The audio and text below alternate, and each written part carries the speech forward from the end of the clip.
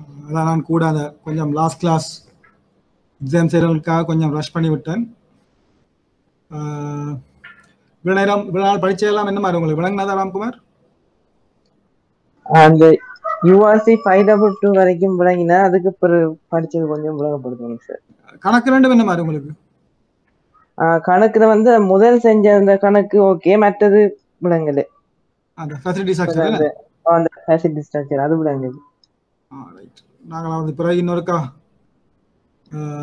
அந்த கணக்கை பார்ப்போம். யூஆர்சி 522 கிளியர் என்ன?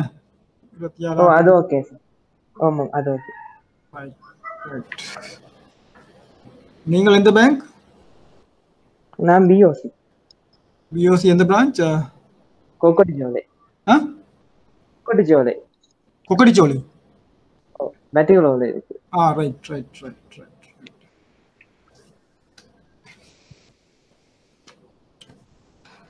ரைட். அந்த போன கிளாஸ்ல நான் அந்த எல்சி அப்ளிகேஷனை பார்த்தேன். நீங்கள் இருந்தீங்களா போன கிளாஸ்? அந்த அப்ளிகேஷன் எல்சி அப்ளிகேஷனை பத்தி பார்த்தோம், நீங்கள் இருந்தீங்களா? இல்ல, போன கிளாஸ் நான் ஜாயின் பண்ணல. இந்த இதுக்கு நீங்கள் இருக்கீங்களா? இல்ல இல்ல இல்ல இருக்குது. ரைட். உங்களுக்கு நாங்கள் இப்போ யூஆர்சி உங்களுக்கு தெரியும். யூஆர்சி 522 கலெக்ஷனை பற்றி நாங்கள் பார்த்தோம் இன் டீட்டெயிலாக. நாங்கள் யூசிபி 600 ஆர்டிகல்ஸை நான் எக்ஸாம் செய்கிறவர்களுக்காக நான் கொஞ்சம் ரஷ் பண்ணேன். நாங்கள் திருப்பிய யூசிபி 600 டீட்டெயிலாக படிப்போம். அதுக்கு முதல் நாங்கள் இந்த எல்சி தெரியும், ஆவண கடிதம் இந்த பாகங்களையும் பற்றி நான் போன வகுப்பில் சும்மா விளங்கப்படுத்தி விட்டேன் எக்ஸாம் செய்கிறவங்களுக்காக. இப்போ முதல்ல உங்களுக்கு எல்சின்னா என்னன்னு தெரியும், ரைட்? இப்போ இன்டர்நேஷ்னல் ட்ரேடில் முக்கியமான ஒரு ப்ராடக்ட் என்ன, நாங்கள் இன்டர்நேஷ்னல் ட்ரேடில் பாவிக்கிற ஒரு முக்கியமான ஒரு ப்ராடக்ட் தான் இந்த எல்சி, ஆவண கடிதம். ஆவண கடிதம், நாணய கடிதம், ஆவண பத்திரம் என்று பல விதமான, கடன் பத்திரம் என்று பல பல டெர்மினாலஜி நாங்கள் தமிழில் பாவிப்போம். ஆங்கிலத்தில் உண்மையில டாக்குமெண்ட்ரி கிரெடிட். பார்த்தீங்கன்னா இந்த எல்சி அப்ளிகேஷன் உங்களுக்கு ஷேர் பண்ணிருக்கு, தெரியும் தானே, விளங்குதா? சார் இருக்குது. ரைட். இப்போ நான் உதாரணத்துக்கு செலான் பேங்க் அப்ளிகேஷன் எடுத்தேன், சரியா? இப்போ உங்களோட பிஓசிலையும் அதிகமாக இதில் இருக்கிற எல்லா இதுகளும் இருக்கும். சில இதுகள் கொஞ்சம் ஸ்லைட் டிஃப்ரென்ஸ் இருக்கும். மற்றபடி இந்த எல்சி அப்ளிகேஷன் எல்லா பேங்க்ஸுக்கும் ஒரு பொதுவான ஒரு application. Application for irrevocable documentary credit. இந்த வேர்ட் முக்கியம், இந்த இர்ரிவோக்கபிள், அதாவது ரத்து செய்யப்பட முடியாதுன்னு அர்த்தம், சரியா? இந்த ஐஆர் எடுத்தீங்கன்னா அது ரிவோக்கபிள். ரிவோக்கபிள்னா ரத்து செய்யப்படக்கூடியது, இர்ரிவோக்கபிள்னா ரத்து செய்யப்பட முடியாது. இந்த யூசிபி 600 பிரகாரம் இப்போ நாங்கள் இஷ்யூ பண்ணுற எல்லா எல்சியுமே இர்ரிவோக்கபிள், சரியா? முக்கியமாக நீங்கள் பிரான்ச்சஸில் ஒர்க் பண்ணுறவங்களுக்கு அட்லீஸ்ட் ஒரு இன்டர்நேஷனல் ட்ரேடில் பற்றி நீங்கள் உங்களுக்கு அந்த ப்ராக்டிக்கல் இது இல்லாட்டியும் அட்லீஸ்ட் ஒரு எல்சி அப்ளிகேஷன் கஸ்டமர் வந்து ஃபில் பண்ணி, ரைட், அவருக்கு நீங்கள் எப்படி உதவி செய்யலாம், ரைட், எல்சி அப்ளிகேஷன் எப்படி ஃபில் பண்ணுறது, அந்த ஒரு பேசிக் நாலேஜாவது உங்களுக்கு பிரான்ச்சஸில் இருக்கிறவங்களுக்கு கரெக்டாக தெரிஞ்சிருக்கும், ரைட்? உங்களோட பிரான்ச்சை பொறுத்தவரையில் நான் நிற்கல இம்போர்ட்ஸ் இருக்கிறாங்களா, கஸ்டமர்ஸ் எல்சி ஓப்பன் பண்ணுறவங்க இருக்கிறாங்களா பிஓசி கொக்கட்டிச்சோலை?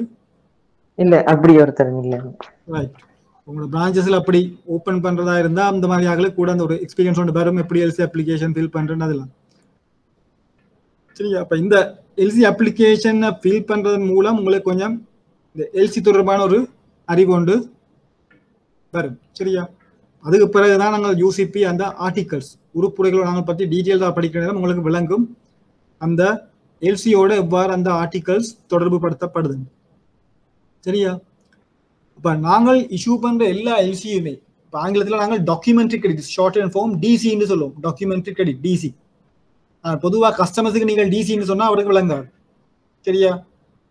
அவருக்கு எல்சின்றா தான் விளங்கும், லெட்டர் ஆஃப் கிரெடிட். இப்போ நாங்கள் பொதுவாக யூஸ் பண்ணுற தான் இந்த எல்சி. பேங்க்ஸில் நாங்கள் டெக்னிக்கலாக யூஸ் பண்ணுறது டிசி, டாக்குமெண்ட்ரி கிரெடிட். அதான் வித்தியாசம். மேலே அந்த யூசிபி 600 விதிகள் கூட, ரைட், அந்த உண்மையான விரிவாக்கம் யூசிபி டிசி 600ன்னு சொல்லுவோம், uniform customs and practice under documentary credit. அது ஷார்ட் அண்ட் ஃபார்மாக தான் நாங்கள் யூசிபி 600, ரைட், இறுதியாக திருத்தப்பட்ட ஆவண கடிதத்தை கையாளும் விதிகள், அதான் உங்களுக்கு தெரியும் யூசிபி 600, சரியா? எக்ஸாமில் கூட உங்களுக்கு கேள்விகள் வர்றது அந்த யூசிபி 600 தொடர்பாக, ரைட் ரைட்.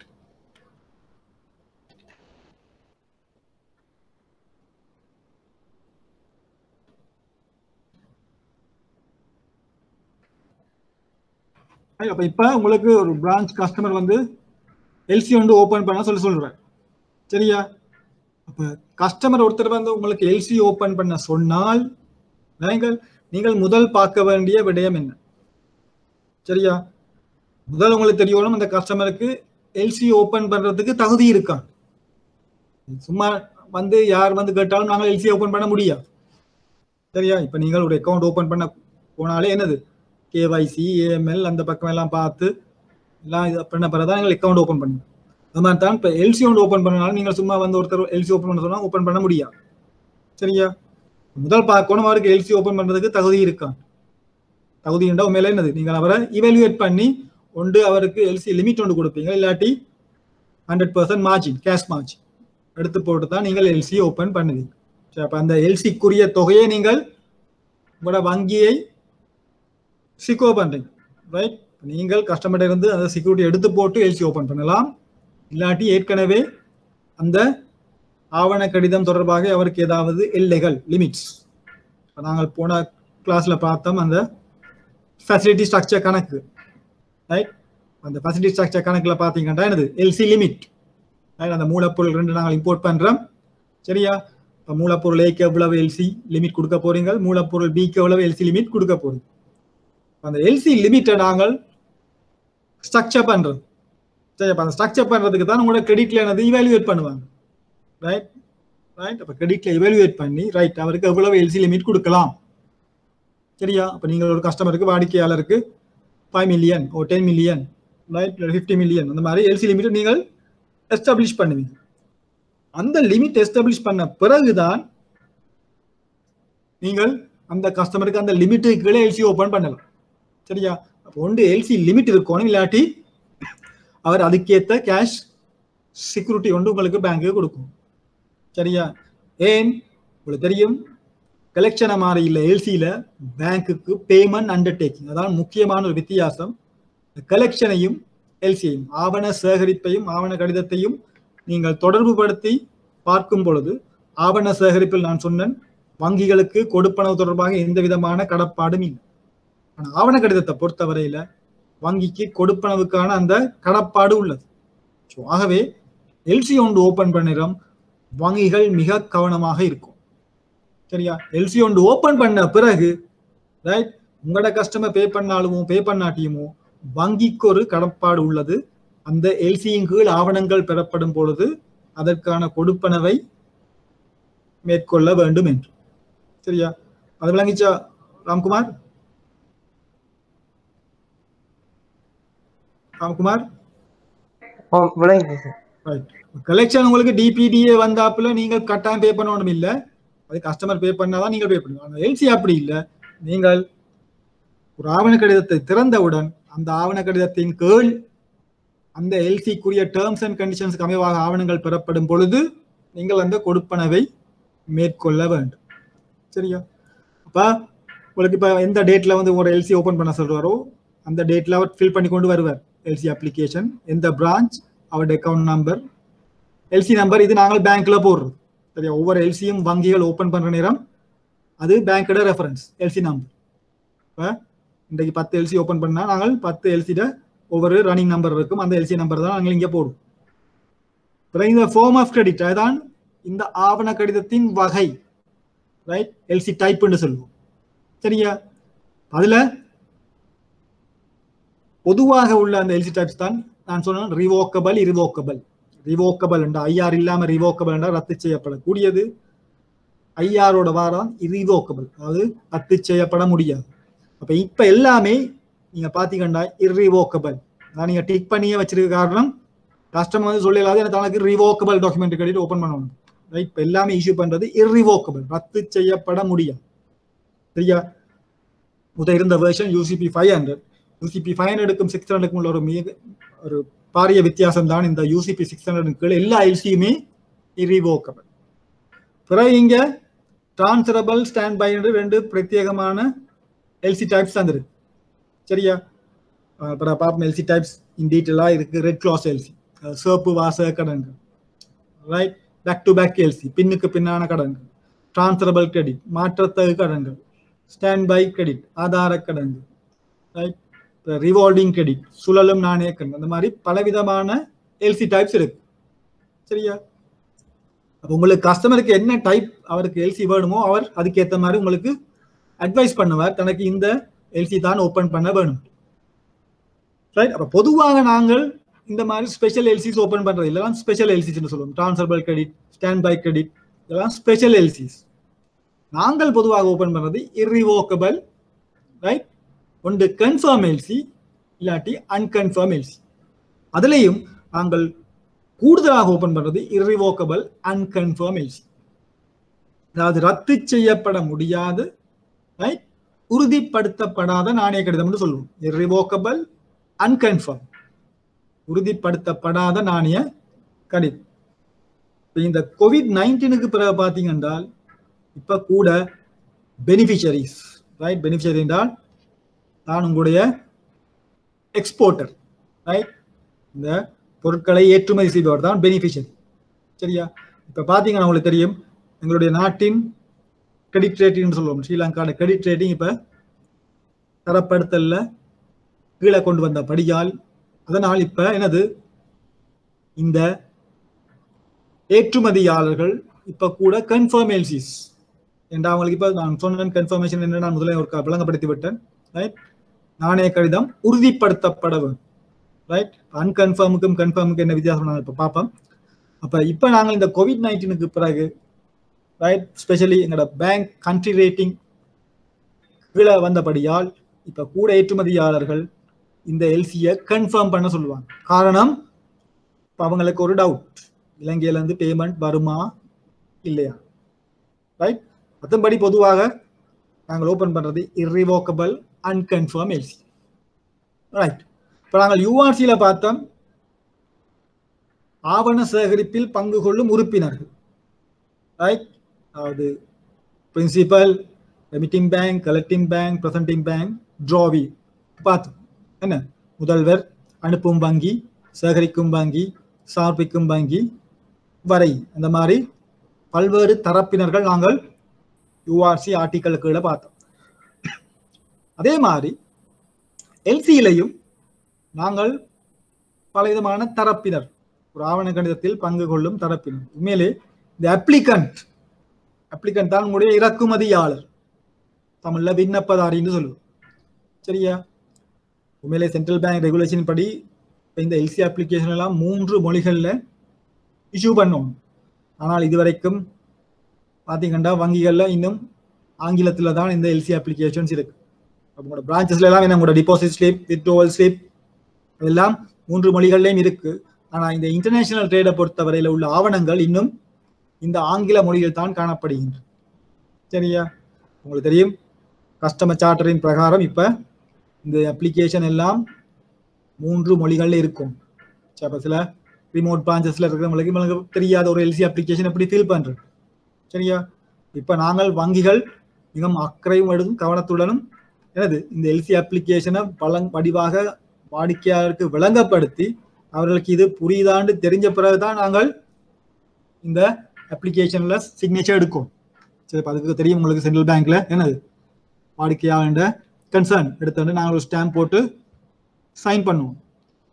இல்லாவிட்டால் நீங்கள் இந்த எல்சி அப்ளிகேஷனை 3 மொழிகள்லையும் வச்சிருந்தீங்கன்னா கஸ்டமருக்கு விளங்கும், ரைட்? ஆனால் இன்னும் அந்த செயல்முறை நடைமுறைக்கு வந்ததாக தெரியவில்லை. எல்லா பேங்க்ஸ்லையும் இங்கிலீஷ்ல தான் இன்னும் எல்சி அப்ளிகேஷன்ஸ் இருக்கு, ரைட்? உங்களுக்கு தெரியும், அப்ளிகண்ட் என்றால் விண்ணப்பதார், அது இம்போர்ட்டர். சரியா? மாதிரி பெனிஃபிஷரி, எக்ஸ்போர்ட்டர், ஏற்றுமதியாளர். அப்ப இங்க யூசிபியில இறக்குமதியாளருக்கு அப்ளிகண்ட், ஏற்றுமதியாளருக்கு பெனிஃபிஷரி. அப்ப இந்த சொற்பதங்களை நீங்கள் மாற்றி எழுதக்கூடாது. நாங்கள் அங்க கலெக்ஷன்ல பார்த்த சொற்பதங்களும் இங்க எல்சியில பார்க்கிற சொற்பதங்களும் வித்தியாசம். இதெல்லாம் பேசிக்ஸ், அடிப்படை விளங்கினாதான் பிறகு நாங்கள் யூசிபி 600 வர கேள்விகள் நீங்கள் செய்யற நேரம் இந்த பேசிக்ஸ் அடிப்படை வழங்கும், ரைட்? இப்போ உங்களோட கஸ்டமர், ரைட், அவருடைய டீட்டெயில்ஸை இவர் ஃபில் பண்ணுவார். அவருடைய பெயர், address, telephone number, email address எல்லாம் போடுவார்.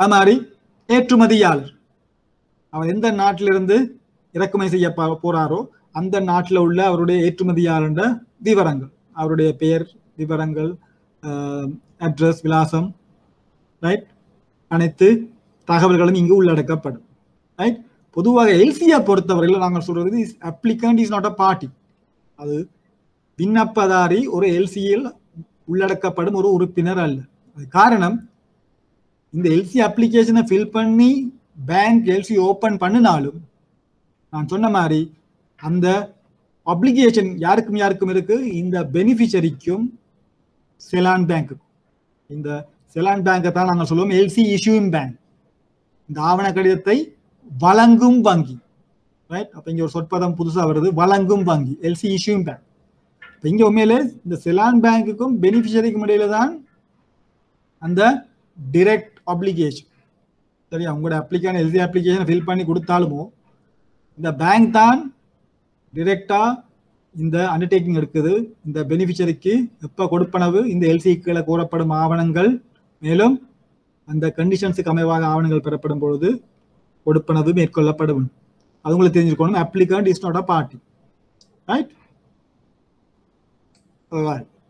பிறகு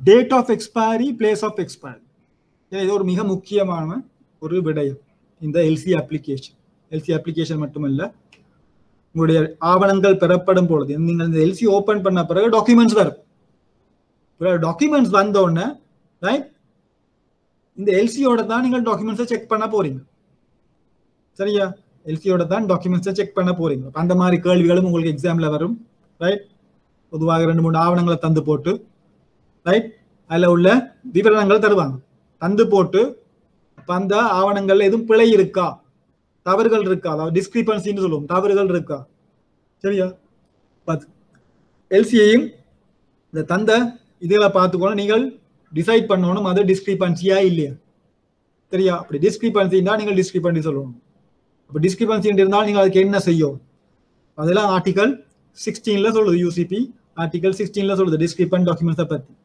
ரைட் ஒரு டிஸ்கிரிபன்ட் டாக்குமெண்ட்னா நீங்கள் என்ன செய்யும் சரி அப்ப அந்த மாதிரி தான் இந்த யூசிபியை நீங்கள் கனெக்ட் பண்ணி படிக்கும் இப்ப இதுல மிக முக்கியமானதான் இந்த காலவாதியாகும் திகதியும் இடம் இந்த ஆவண கடிதம் காலவாதியாகும் திகதி காலவாதியாகும் இடம் இப்ப நீங்க இலங்கையில இருந்து எல்சி ஓபன் பண்றீங்க ரைட் உதாரணத்துக்கு செலான் பேங்க் ஓபன் பண்றாங்க பப்பம் பெனிஃபிஷரி சைனால இருக்கிறார் ஏற்றுமதியாளர் சைனால சரியா அப்ப நாங்கள் போடுவோம் ரைட் ஒரு மாதத்துக்கு ரைட் இன்றைக்கு நீங்கள் எல்சி ஓபன் நாளைக்கு மண்டே எல்சி ஓபன் பண்ணி மண்டே டேட்ல இருந்து ஒரு 1 மந்த்துக்கு நீங்கள் எக்ஸ்பைரி போடுவீங்க எங்க இருக்கும் எக்ஸ்பைரி சைனாவில் பொதுவாக நாங்கள் போடுறது ஏற்றுமதியாளரின் நாட்டில் இந்த அதாவது அந்த ஆவண கடிதத்தின் காலவாதியாகும் திகதியும் இடம் என்று சொல்றது ஏற்றுமதியாளர் நாட்டில் அவருடைய வங்கிக்கு இறுதியாக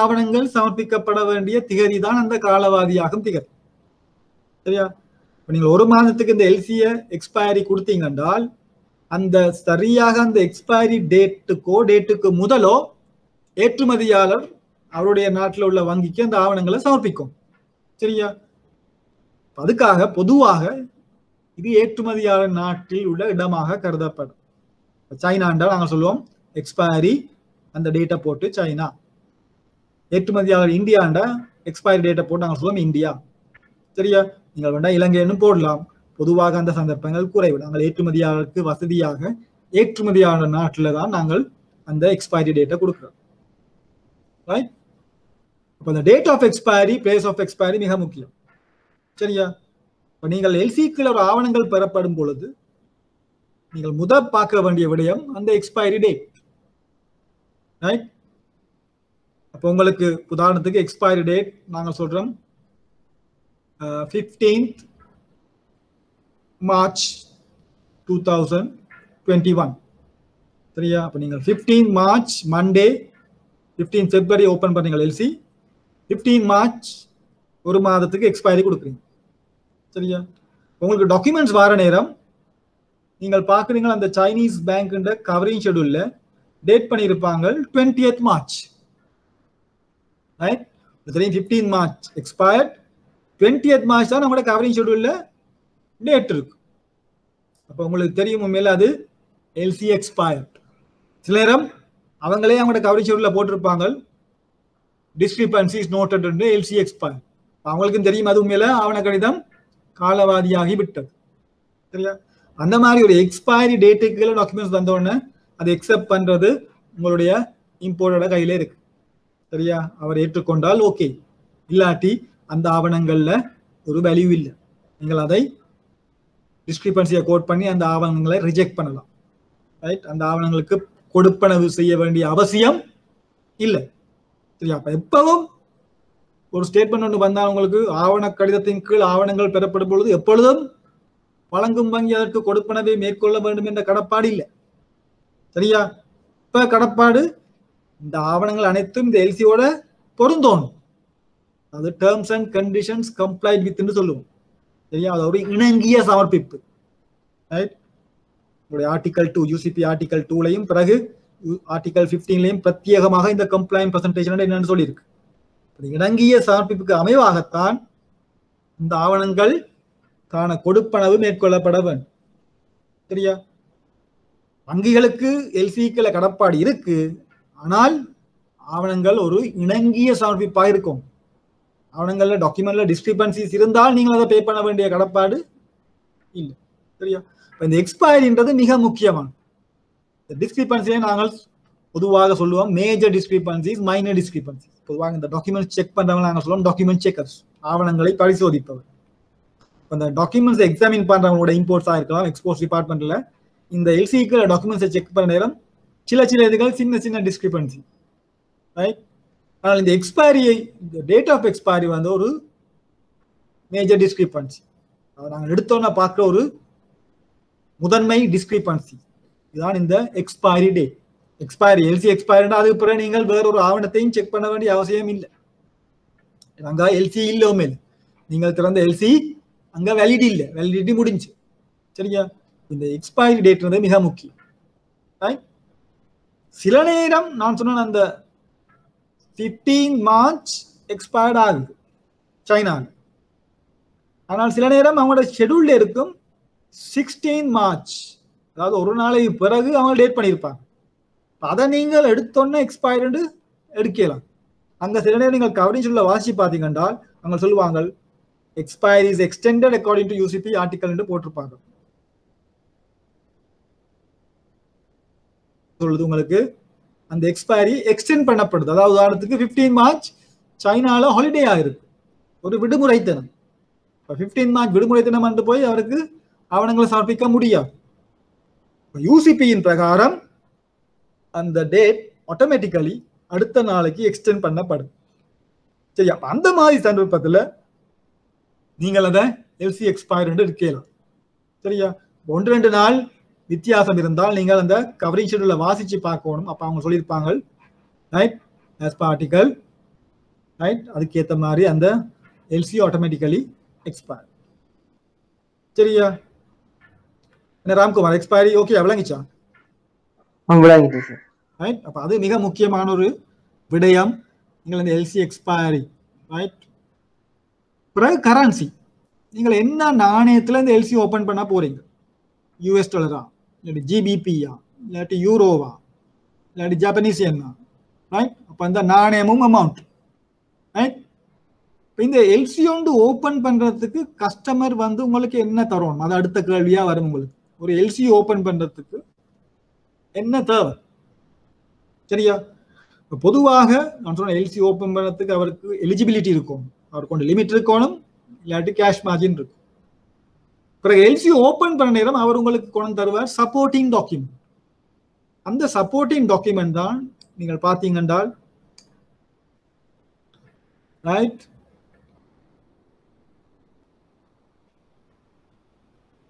இதுல போட்டில சில இதுகளில் போட்டிருக்கும் இந்த ஆஸ் பர் ப்ரொஃபார்மா இன்வாய்ஸ் உண்டு. ரைட். இதுல உங்களுக்கு ப்ரொஃபார்மா இன்வாய்ஸ் காண இல்லை. ரைட். பொதுவாக நாங்கள் எல்சி ஓபன் பண்ண முந்தி சப்போர்ட்டிங் டாக்குமெண்ட் ப்ரொஃபார்மா இன்வாய்ஸ், பூர்வாங்க விலைப்பட்டியல். ரைட். இப்போ அந்த ப்ரொஃபார்மா இன்வாய்ஸோட காப்பி ஒன்று கொண்டு வருவார். உங்களுக்கு தெரியும் ப்ரொஃபார்மா இன்வாய்ஸ் தான் இந்த அப்ளிகன்ட் பெனிஃபிஷரி, இம்போர்ட்டருக்கும் எக்ஸ்போர்ட்டருக்கும் இடையில் உள்ள அந்த விற்பனை ஒப்பந்தம், சேல்ஸ் கண்ட்ராக்ட். அந்த சேல்ஸ் கண்ட்ராக்டுக்கு அமைவாக அந்த ஒப்பந்தத்தில் உள்ள சில விடயங்களை ரைட் ஒரு சுருக்கமாக அந்த ப்ரோஃபோமா இன்வாய்ஸ்ல குறிப்பிடப்பட்டிருக்கு. அதில் பார்த்தா உங்களுக்கு தெரியும் யார் உண்மையில இம்போர்ட்டர், யார் எக்ஸ்போர்ட்டர், என்ன அமௌண்ட்டுக்கு எல்சி ஓபன் பண்ண வேணும், என்ன குட்ஸ் அவர் இம்போர்ட் பண்ண போறார். சரியா? அந்த ப்ரோஃபோமா இன்வாய்ஸ் நம்பர் ஒன்று இருக்கும். சரியா? பொதுவாக நாங்கள் இந்த கமர்ஷியல் இன்வாய்ஸ் சொல்லுவோம் sign commercial invoice showing break down separately as per proforma invoice number அப்படின்னு நாங்கள் எல்சியில போடுவோம். இப்ப அந்த ப்ரோஃபோமா இன்வாய்ஸுக்கு அமைவாகத்தான் அவர் இந்த எல்சி ஓபன் பண்றார். சரியா? பிறகு அந்த இன்வாய்ஸ் வர நேரம் அது கமர்ஷியல் இன்வாய்ஸ் ஆக வரும். சரியா? அப்போ எல்சி ஓபன் பண்றதுக்கு நாங்கள் யூஸ் பண்றது தான் ப்ரோஃபோமா இன்வாய்ஸ். அது பொதுவாக அங்க எக்ஸ்போர்ட்டர் இம்போர்ட்டருக்கு டெக்ஸ்ட் மூலமாகவோ அல்லது இமெயில் மூலமாகவோ அந்த ப்ரோஃபோமா இன்வாய்ஸ் அனுப்பி வைப்பார்.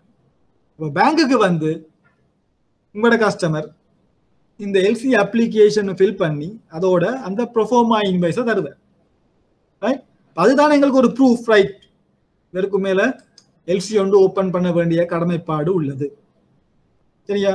அது எங்களுக்கும் தெரியணும் யாருக்கு என்ன மாதிரி எல்சி ஓபன். அப்ப நாங்கள் அந்த ப்ரோஃபோமா இன்வாய்ஸ் டீட்டெயில்ஸை பார்ப்போம். சரியா?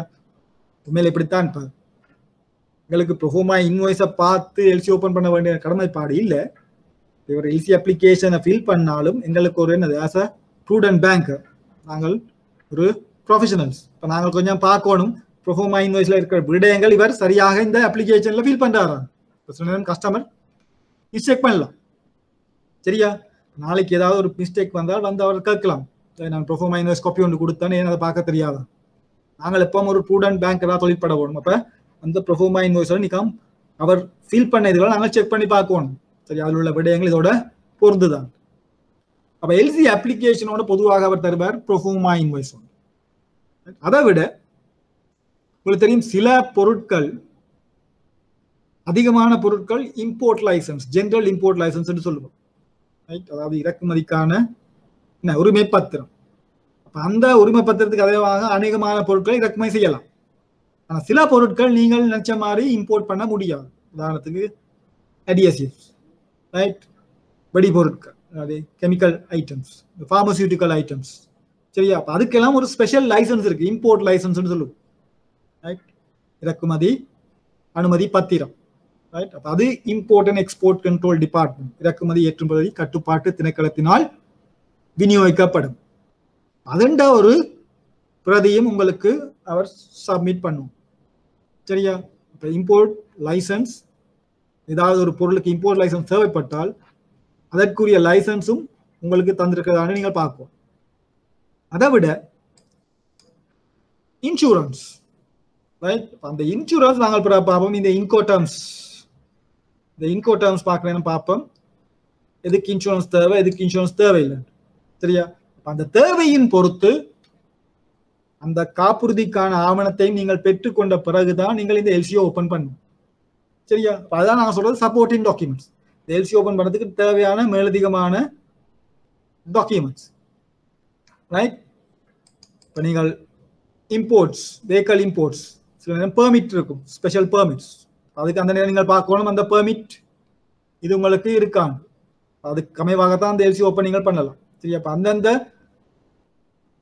தேவைக்கு ஏற்ற மாதிரி நீங்கள் அந்த ஆவணங்களை பெற்றுக்கொண்ட பிறகுதான் இந்த ஆவண கடிதத்தை திறக்க வரும். ரைட்? பொதுவாக உங்களுக்கு தேவை கட்டாயம் இந்த ப்ரோஃபோமா இன்வாய்ஸ் ஒரு காப்பி. அந்த ப்ரோஃபோமா இன்வாய்ஸ் காப்பியை வச்சு கொண்டு தான் நீங்கள் இந்த எல்சிஓ ஓபன் பண்றீங்க. அதுல இருக்கும் என்ன நாணயம், என்ன அமௌண்ட். அப்ப அந்த நாணயம் கூட நீங்கள் நினைச்ச மாதிரி என்ன மலேசியன் ரிங்கிட்லயோ இல்லாட்டி இந்தியன் ருபீஸ்லயோ நீங்கள் எல்சிஓ ஓபன் பண்ண முடியாது. இதான் அடிக்கடி வாடிக்கையாளர்கள் கேள்வி, இந்தியன் ருபீஸ்ல எல்சி ஓபன் பண்ணலாம். தெரியும், அதிகமாக நாங்கள் எல்சி ஓபன் பண்ற கூடிய இம்போர்ட்ஸ் நடக்கிற 2 நாடுகளாக இந்த இந்தியாவும் சைனாவும் கருதப்படும். அதிகமான எல்சி நாங்கள் ஓபன் பண்றது இந்தியாவுக்கும் சைனாக்கும். அவ்வளவு இம்போர்ட்ஸ் இந்தியாவிலிருந்து வந்தாலும் ஏன் நாங்கள் இந்தியன் ருபீஸ்ல எல்சி ஓபன் பண்ண முடியாது? ஆனால் உங்களுக்கு தெரியும், இப்ப சைனீஸ் யுவான், சைனாவோட currency CNY, Chinese yuan. Chinese யுவான்ல நீங்கள் எல்சி ஓபன் பண்ணலாம். காரணம், அது மத்திய வங்கியினால் அங்கீகரிக்கப்பட்டிருக்கு, டெசிக்னேட்டட் கரன்சின்னு சொல்லுவோம். சரியா? அங்க 14 நாணயங்கள் இருக்கு, மத்திய வங்கியினால் அங்கீகரிக்கப்பட்ட நாணயம். அவற்றுக்கு நீங்கள் இந்த எல்சி ஓபன் பண்ணலாம். ரைட்? மற்றும்படி நீங்கள் நினைச்ச மாதிரி எல்லா நாணயத்துக்கும் எல்சி ஓபன் பண்ண முடியாது. சரியா? இந்த நாணயமும் அமௌண்ட் நீங்கள் பார்க்கணும், அது அங்கீகரிக்கப்பட்ட நாணயமா எல்சி ஓபன் பண்ண முந்தி. சரியா? இப்போ உங்களோட ப்ரோஃபோமா இன்வாய்ஸ்ல டாலர்ஸ் இருந்தால் உங்களுக்கு தெரியும், ரைட்? இந்த எல்சி டாலர்ஸ்ல ஓப்பன் பண்ணுவோம். ஒரு வெஹிக்கல் இம்போர்ட்டா ஜப்பானீஸ் என்ல இருக்கும் ப்ரோஃபோமா இன்வாய்ஸ். அப்போ நீங்கள் கரன்சியும் அமௌண்ட்டும் ஜப்பானீஸ் என்ல இருக்கும். சரியா? இன்னொரு முக்கியமான விடயம் உங்களுக்கு தெரியணும். இப்ப money laundering, right? AML, right? அது இப்ப இந்த ட்ரேடுடனும் அதாவது தொடர்புடைய ஒரு விடயமாக கருதப்படுகிறது. முக்கியமாக இந்த மணி லாண்டரிங் தொடர்புடைய ஒரு பிரத்யேகமான ஒரு ப்ராடக்டாக இந்த எல்சி, அதாவது ட்ரேட், ரைட்? நாணய கடிதமோ அல்லது வேறு ப்ராடக்ட்ஸ், இன்டர்நேஷனல் ட்ரேடோட ப்ராடக்ட்ஸுடன் இந்த மணி லாண்டரிங் கூட இன்வால்வ்மெண்ட். நாங்கள் சொல்லுவோம் TB, trade base money laundering, TBML என்று சொல்லுவோம், ட்ரேட் பேஸ் மணி லாண்டரிங். அது இந்த இன்டர்நேஷனல் ட்ரேடுடன் தொடர்புடைய பணத்தை துயதாக்கும் செயல்முறை மணி லாண்டரிங், ரைட்? அது இது ஒரு முக்கியமாக கன்செப்டாக இப்ப நாங்கள் கவனத்தில் எடுத்துக்கொள்ள வேண்டும். கூட இந்த ஃபைனான்சியல் கிரைம்ஸ், நிதியியல் குற்றங்களுடன் தொடர்புடைய ஒரு விடயமாக கருதப்படுகின்றது. சரியா? இப்ப நீங்க உங்களோட பேங்க்ஸ்ல கூட இந்த ஏஎம்எல் ப்ரோக்ராம்ஸ் உங்களுக்கு ட்ரைனிங் இருக்கிற நேரம் இப்ப இந்த ட்ரேட் பேஸ் மணி லாண்டரிங் ஒரு முக்கியமான கன்செப்டாக கருதப்படுகிறது. அதுல ஒரு உதாரணமாகத்தான் இந்த உதாரணத்துக்கு நீங்கள் வெஹிக்கல் இம்போர்ட், ரைட்? இப்போ உங்களோட ப்ரோஃபோமா இன்வாய்ஸ்ல உங்களுக்கு தெரியும், ஒரு வாகனத்தின் மார்க்கெட் பிரைஸ் என்று சொல்லுவோம், சந்தை விலை. இந்த வாகனத்தின் விலை இதுதான் மார்க்கெட்ல என்றால் அதை விட பாரிய அளவுல குறைஞ்ச அமௌண்ட்டுக்கு நீங்கள் எல்சி ஓபன் பண்ண நேரம் அங்க ஏதோ உங்களுக்கு ஒரு வினா எழுப்பப்படும், ரைட்? அங்க ஏதோ ஒரு தில்லுமுள்ளு நடக்குது. சரியா? நாங்கள் சொல்லுவோம் அண்டர் இன்வாய்ஸ், ரைட்? அந்த பெறுமதியை குறைத்து மதிப்பிட்டு நீங்கள் நாணய கடிதத்தை திறக்கிறீங்க. இதெல்லாம் இப்ப இன்டர்நேஷனலி ஒரு பாரிய குற்றமாக கருதப்படும். அந்த அளவுக்கு இப்ப நாங்கள் இந்த இன்டர்நேஷனல் ட்ரேட் கூட போய்விட்டது. நாங்கள் மிக கவனமாக இருக்கணும். எல்சி ஓபன் பண்ண நேரம் எங்களுக்கும் ஒரு அறிவு தேவை, அந்த பொருளுக்கான சந்தை விலை எப்படி இருக்கும். அந்த அளவுக்கு இப்ப நாங்கள் இந்த ட்ரேட் நாளுக்கு நாள் கூட சேலஞ்சிங் ஏரியாவாக மாறிக்கொண்டு வருகின்றது. சரியா? இப்போ அண்டர் இன்வாய்சிங், ஓவர் இன்வாய்சிங் எல்லாம் இப்போ அந்த ட்ரேட் பேஸ் மணி லாண்டரிங் என்று சொல்லுவோம், ரைட்? சர்வதேச வர்த்தகத்துடன் தொடர்புடைய அந்த பணத்தை தூயதாக்கும் செயல்முறைகளுக்கு உதவும் ஒரு கருவியாக தொழிற்படுகின்றது, ஒரு ப்ராடக்டாக கருதப்படுகின்றது. ரைட்? டாலரன்ஸ், இதுவும் ஒரு யூசிபி ஆர்டிக்கல்ல பிரத்யேகமாக கூறப்படுது. இந்த டாலரன்ஸ், ரைட்? அதாவது உங்களுடைய நாணய கடிதத்தின் தொகைக்கு ஒரு குறிப்பிட்ட சதவீதம் ஒன்று தொகையிலோ அல்லது அந்த பொருட்களின் அளவிலோ கூடுதலாகவோ அல்லது குறைவாகவோ பெற்றுக்கொள்ளப்படலாம். அதுதான் அந்த டாலரன்ஸ் என்று சொல்றோம். சரியா? உங்களுடைய யூஎஸ் டாலர் $10,000 என்றால் நீங்க சில நேரம் சொல்லுவீங்க டாலரன்ஸ் பர்சன்டேஜ் 5%. அப்படின்னா அந்த 10,000ஓட 5% கூடி வரலாம் அல்லது 5% குறைஞ்சி வரலாம், ரைட்? அப்ப அந்த ஆவணங்கள் பெறப்படும் பொழுது அந்த தொகையின் பெறுமதி 5% கூடலாம் அல்லது 5% குறையலாம். டாலரன்ஸ் 10% என்று சொல்லி இருந்தால் 10% கூடலாம் அல்லது 10% குறையலாம். சரியா? அதான் அந்த அர்த்தம் டாலரன்ஸ், ரைட்? இது அதிகமான சந்தர்ப்பங்களில் இருக்காது. அப்படி டாலரன்ஸ் இருந்தால் நீங்கள் பிற ஆவணங்கள் பெறப்படும் பொழுது அதற்கேற்ற மாதிரி நீங்கள் அந்த ஆவணங்களை பரிசோதிக்க வேண்டும், ரைட்? நான் சொன்ன இந்த எல்சி எக்ஸ்பைரி முக்கியமான ஒரு டிஸ்கிரிபன்சி மாதிரி இந்த எல்சி அமௌண்ட்டும் மிக முக்கியம். சரியா? பொதுவாக நாங்கள் ஓபன் பண்ற எல்சிக்கு தான் அந்த அமௌண்ட் வரும், டாக்குமெண்ட்ஸ் வரும். சரி, நீங்கள் $100,000 எல்சி ஓபன் பண்ணி $200,000 என்னது எல்சி வர முடியாது. சரியா? நாணய கடிதத்தின் தொகைக்கு அமைவாகவோ அல்லது இந்த நாணய கடிதத்தில் குறிப்பிடப்பட்ட டாலரன்ஸ், ரைட்? அதுக்கு பிரத்யேகமான ஆர்டிக்கல் இருக்க, நான் அதை பார்க்க நேரம் பார்ப்போம். அந்த ஆர்டிக்கலுக்கு அமைவாக நீங்கள் இந்த பெறுமதி உள்ளதான்னு செக் பண்ணும். அதை மீறிய ஒரு தொகையாக இருப்பின் அங்க நாங்கள் சொல்லுவோம் LC overdrawn, LC overdrawn. அது ஒரு டிஸ்கிரிபன்சி. அது நாணய கடிதத்தின் தொகை என்னது மேலதிகமாக கூறப்பட்டுள்ளது, எல்சி ஓவர் ட்ரான். ரைட், அதுவும் ஒரு மிக முக்கியமான ஒரு டிஸ்கிரிபன்சியாக கருதப்படும். பிறகு இந்த கன்ஃபர்மேஷன் ஆஃப் த கிரெடிட், இதான் நான் முதலே சொன்னேன். ரைட், உறுதிப்படுத்தல், confirmation of the credit. Right, இங்க நிறைய பேருக்கு இந்த விளங்காத இந்த கன்ஃபர்மேஷன் என்னண்டு. சரியா, சும்மா டிக் பண்றது ரிக்வெஸ்டட் நாட் ரிக்வெஸ்டட். ரைட், நிறைய கஸ்டமர்ஸுக்கும் விளங்குறது இல்லை. இது ஒரு டெக்னிக்கல் டேர்ம். கன்ஃபர்மேஷன் என்ன? இது உண்மையில நீங்க பிரான்ச்சில் இப்போ கஸ்டமர்ஸ் வந்து ஃபில் பண்ண நேரம் உண்மையிட்ட அவட்ட கேட்கணும், இது எல்சி கன்ஃபர்மேஷன் தேவையா இல்லையா. ரைட், இந்த கன்ஃபர்மேஷன் கஸ்டமர்ஸ் வாடிக்கையாளர் நிறைய பேர் அண்டர்ஸ்டாண்ட் பண்றது. ரைட், இந்த எல்சி அனுப்புவோம்ன்றதுக்காக கன்ஃபர்மேஷன் ரிக்வெஸ்ட் அனுப்புறது, டிக் பண்றது. ரைட், ஆனால் இப்போ பார்த்தீங்கன்னா நிறைய கஸ்டமர்ஸுக்கு இப்போ இந்த எல்சி விடயங்கள்ல கூடிய அறிவு உள்ளது. ரைட், ஒரு சிலரை தவிர நிறைய பேருக்கு இந்த கன்ஃபர்மேஷன்லாம் தெரியும். அப்படி தெரியாதவங்களுக்கு நீங்கள் விளங்கப்படுத்தணும் கன்ஃபர்மேஷன் என்றால் என்ன. ரைட், ஏன் ஒரு நாணய கடிதம் உறுதிப்படுத்தப்பட வேண்டும். ஏற்கனவே சொன்னேன், இர்ரிவக்கபிள் ஒன்று கன்ஃபார்ம் எல்சி அல்லது அன்கன்ஃபார்ம் எல்சி. ரைட், ஒன்று உறுதிப்படுத்தப்பட்ட நாணய கடிதம் அல்லது உறுதிப்படுத்தப்படாத நாணய கடிதம். ஏன் ஒரு நாணய கடிதம் உறுதிப்படுத்தப்பட வேண்டும், அந்த மாதிரி சில கேள்விகளும் உங்களுக்கு எக்ஸாம்ல வரும். ரைட், பிறகு கன்ஃபர்மேஷனை டிஃபைன் பண்றது கூட ஆர்டிகல் 2 யூசிபி திருப்பியும் உறுதிப்படுத்தல் என்னன்றது டிஃபைன் பண்ணிருக்கு. அப்படியும் உங்களுக்கு கேள்வி வருது. யூசிபி 600 அமைவாக உறுப்பு 2 அமைவாக உறுதிப்படுத்தலை வரைவிலக்கணப்படுத்து. உங்களுக்கு ஒரு ஜென்ரலாக கேட்கலாம், ஏன் ஒரு நாணய கடிதம் உறுதிப்படுத்தப்படுது, உறுதிப்படுத்துவதில் உள்ள நன்மைகள் என்ன. ரைட், இப்ப பாத்தீங்கன்னா நான் சொன்ன உங்களுக்கு இந்த காலகட்டத்தில் கூடிய இலங்கையில நிறைய வங்கிகளுக்கு இருக்கிற ஒரு பிரச்சனை இப்ப இந்த கன்ஃபர்மேஷன்.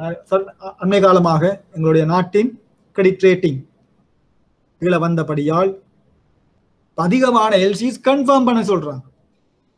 ரைட், அதுக்கு காரணம் எங்களுடைய நாட்டில் இருந்து நாங்கள் இந்த நாணய கடிதத்தின் கீழ் பெறப்படும் ஆவணங்களுக்கான கொடுப்பனவை மேற்கொள்வோமா என்ற சந்தேகம் இப்பொழுது எனது ஏற்றுமதியாளர்களுக்கு ஏற்பட்டு விட்டது. ரைட், அதான் பாத்தீங்கன்னா அடிக்கடி கவர்மெண்ட் அடிக்கடி சொல்லிக்கொண்டிருக்கிறது, இந்த வருஷமும் எங்களோட கடனை மீள செலுத்தக்கூடிய தகுதி எங்கள்கிட்ட இருக்கு. சரியா, அப்ப நாங்கள் சொன்னாலும் இன்டர்நேஷனல் கம்யூனிட்டி, சர்வதேசத்தில் உள்ள பல்வேறு நாடுகள், ரைட், ஸ்டேக் ஹோல்டர்ஸ், பல்வேறு தரப்பட்ட நபர்கள் இலங்கையிலிருந்து இந்த ஆவண கடிதங்களுக்கு கீழ் பெறப்படும் ஆவணங்களுக்கான கொடுப்பனவு மேற்கொள்ளப்படுமான்ற ஒரு சந்தேகம் எழுந்துள்ளது. சரியா, அதற்காக தான் இந்த கன்ஃபர்மேஷன் எல்சி கன்ஃபார்ம் பண்ண சொல்றது. பொதுவாக இந்த கன்ஃபர்மேஷன் ஏற்றுமதியாளர் நாட்டில் உள்ள ஒரு வங்கி தான் அந்த எல்சியை கன்ஃபார்ம் பண்றது. இப்ப நாங்கள் செலான் பேங்க் இந்த எல்சியை இஷ்யூ பண்ணுது. இப்ப நாங்கள் செலான் பேங்கை சொல்லுவோம் எல்சி இஷ்யூங் பேங்க், நாணய கடிதத்தை வழங்கும் வங்கி. அதே நாணய கடிதத்தை ஏற்றுமதியாளரின் நாட்டில் உள்ள ஒரு வங்கி உறுதிப்படுத்தும் பொழுது அந்த வங்கியை நாங்கள் சொல்லுவோம் உறுதிப்படுத்தும் வங்கி, கன்ஃபர்மிங் பேங்க். எல்சில வார இன்னொரு நபர் ஏற்றுமதியாளர், ஆவண கடிதம் வழங்கும் வங்கி, உறுதிப்படுத்தும் வங்கி. ரைட், கன்ஃபர்மிங் பேங்க் அல்லது உறுதிப்படுத்தும் வங்கி. அப்ப அங்க உறுதிப்படுத்தல் என்ன நடக்குது? இப்ப இங்க செலான் பேங்க் இஷ்யூ பண்ற நேரம் செலான் பேங்க் இந்த சைனால உள்ள ஏற்றுமதியாளருக்கு சொல்லும், ரைட், இந்த எல்சிக்கு அமைவாக ஆவணங்கள் பெறப்பட்டால் அந்த ஆவணங்களில் எதுவிதமான தவறுகளும் இல்லாவிட்டால் அதற்கான கொடுப்பவை நாங்கள் வழங்குவோம் என்று செலான் பேங்க் சொல்லும். அதான் நாங்கள் சொல்லுவோம் first undertaking by the issuing bank. Right, வழங்கும் வங்கியினால் வழங்கப்படும் ஒரு உத்தரவாதம் தான் என்னது இந்த எல்சி.